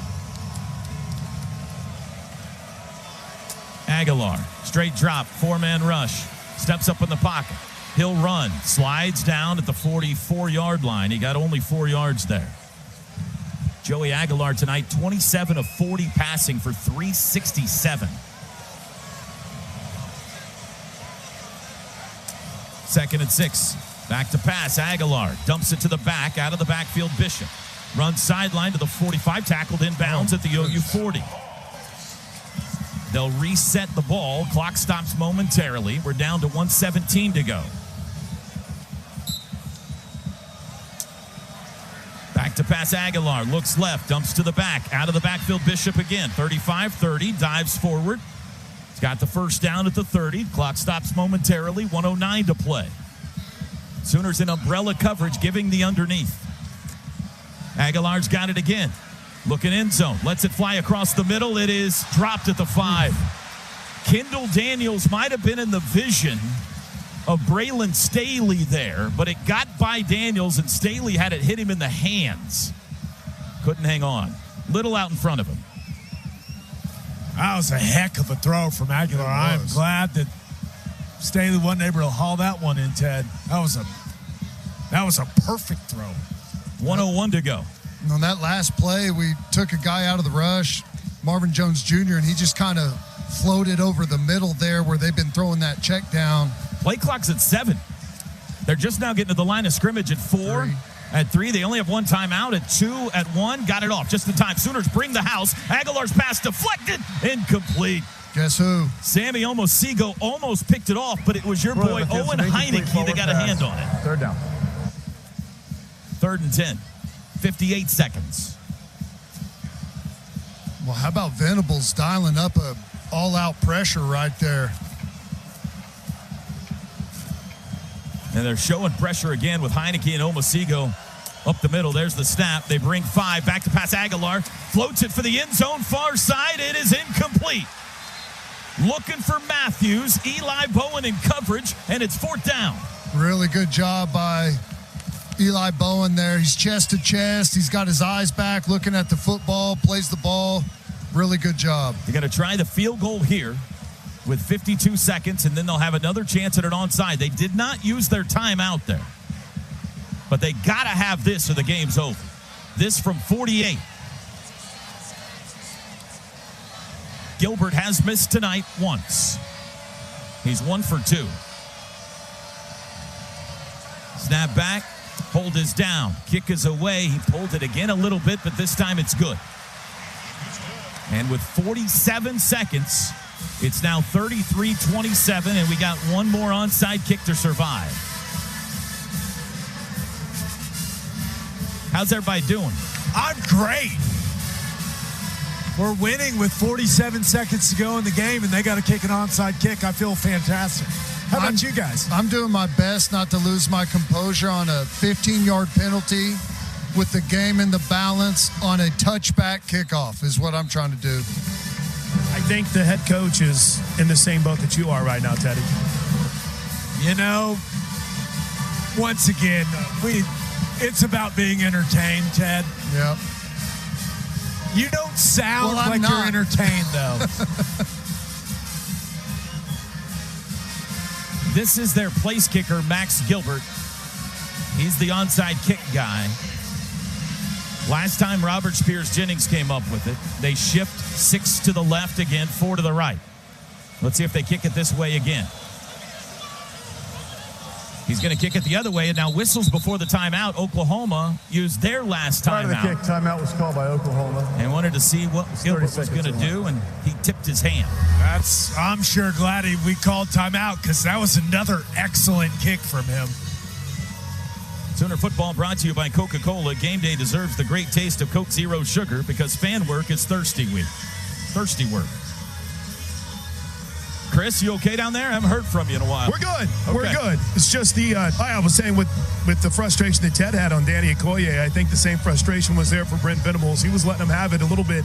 I know that there's been a couple of mistakes on special teams that have raised the ire of the coaching staff down here, including the Elijah Thomas penalty that he had that hurt him on a punt return. And whenever he wasn't on the field in time, right, they had to take the penalty. I don't remember if they took the penalty or burned a timeout. But regardless, this is it's been kind of a rough one just from the penalty perspective on special teams. But you got an opportunity to make it all right here. Onside kick with the game hanging in the balance. Here we go. Tennessee shifts 6 to the left. Gilbert looks that way, taps his helmet. Here's the kick. He kicks it to the left. Bouncing ball at the 40. Falling on at the 41, and you can unhitch the wagon. Put the ponies in the barn. Dart mode deactivated. Please reset the game clock to 46 seconds. Sooner Magic arrives again on Rocky Top. Oklahoma goes on the road and defeats Tennessee at night in front of 102,000 people. And their playoff hopes are very much alive.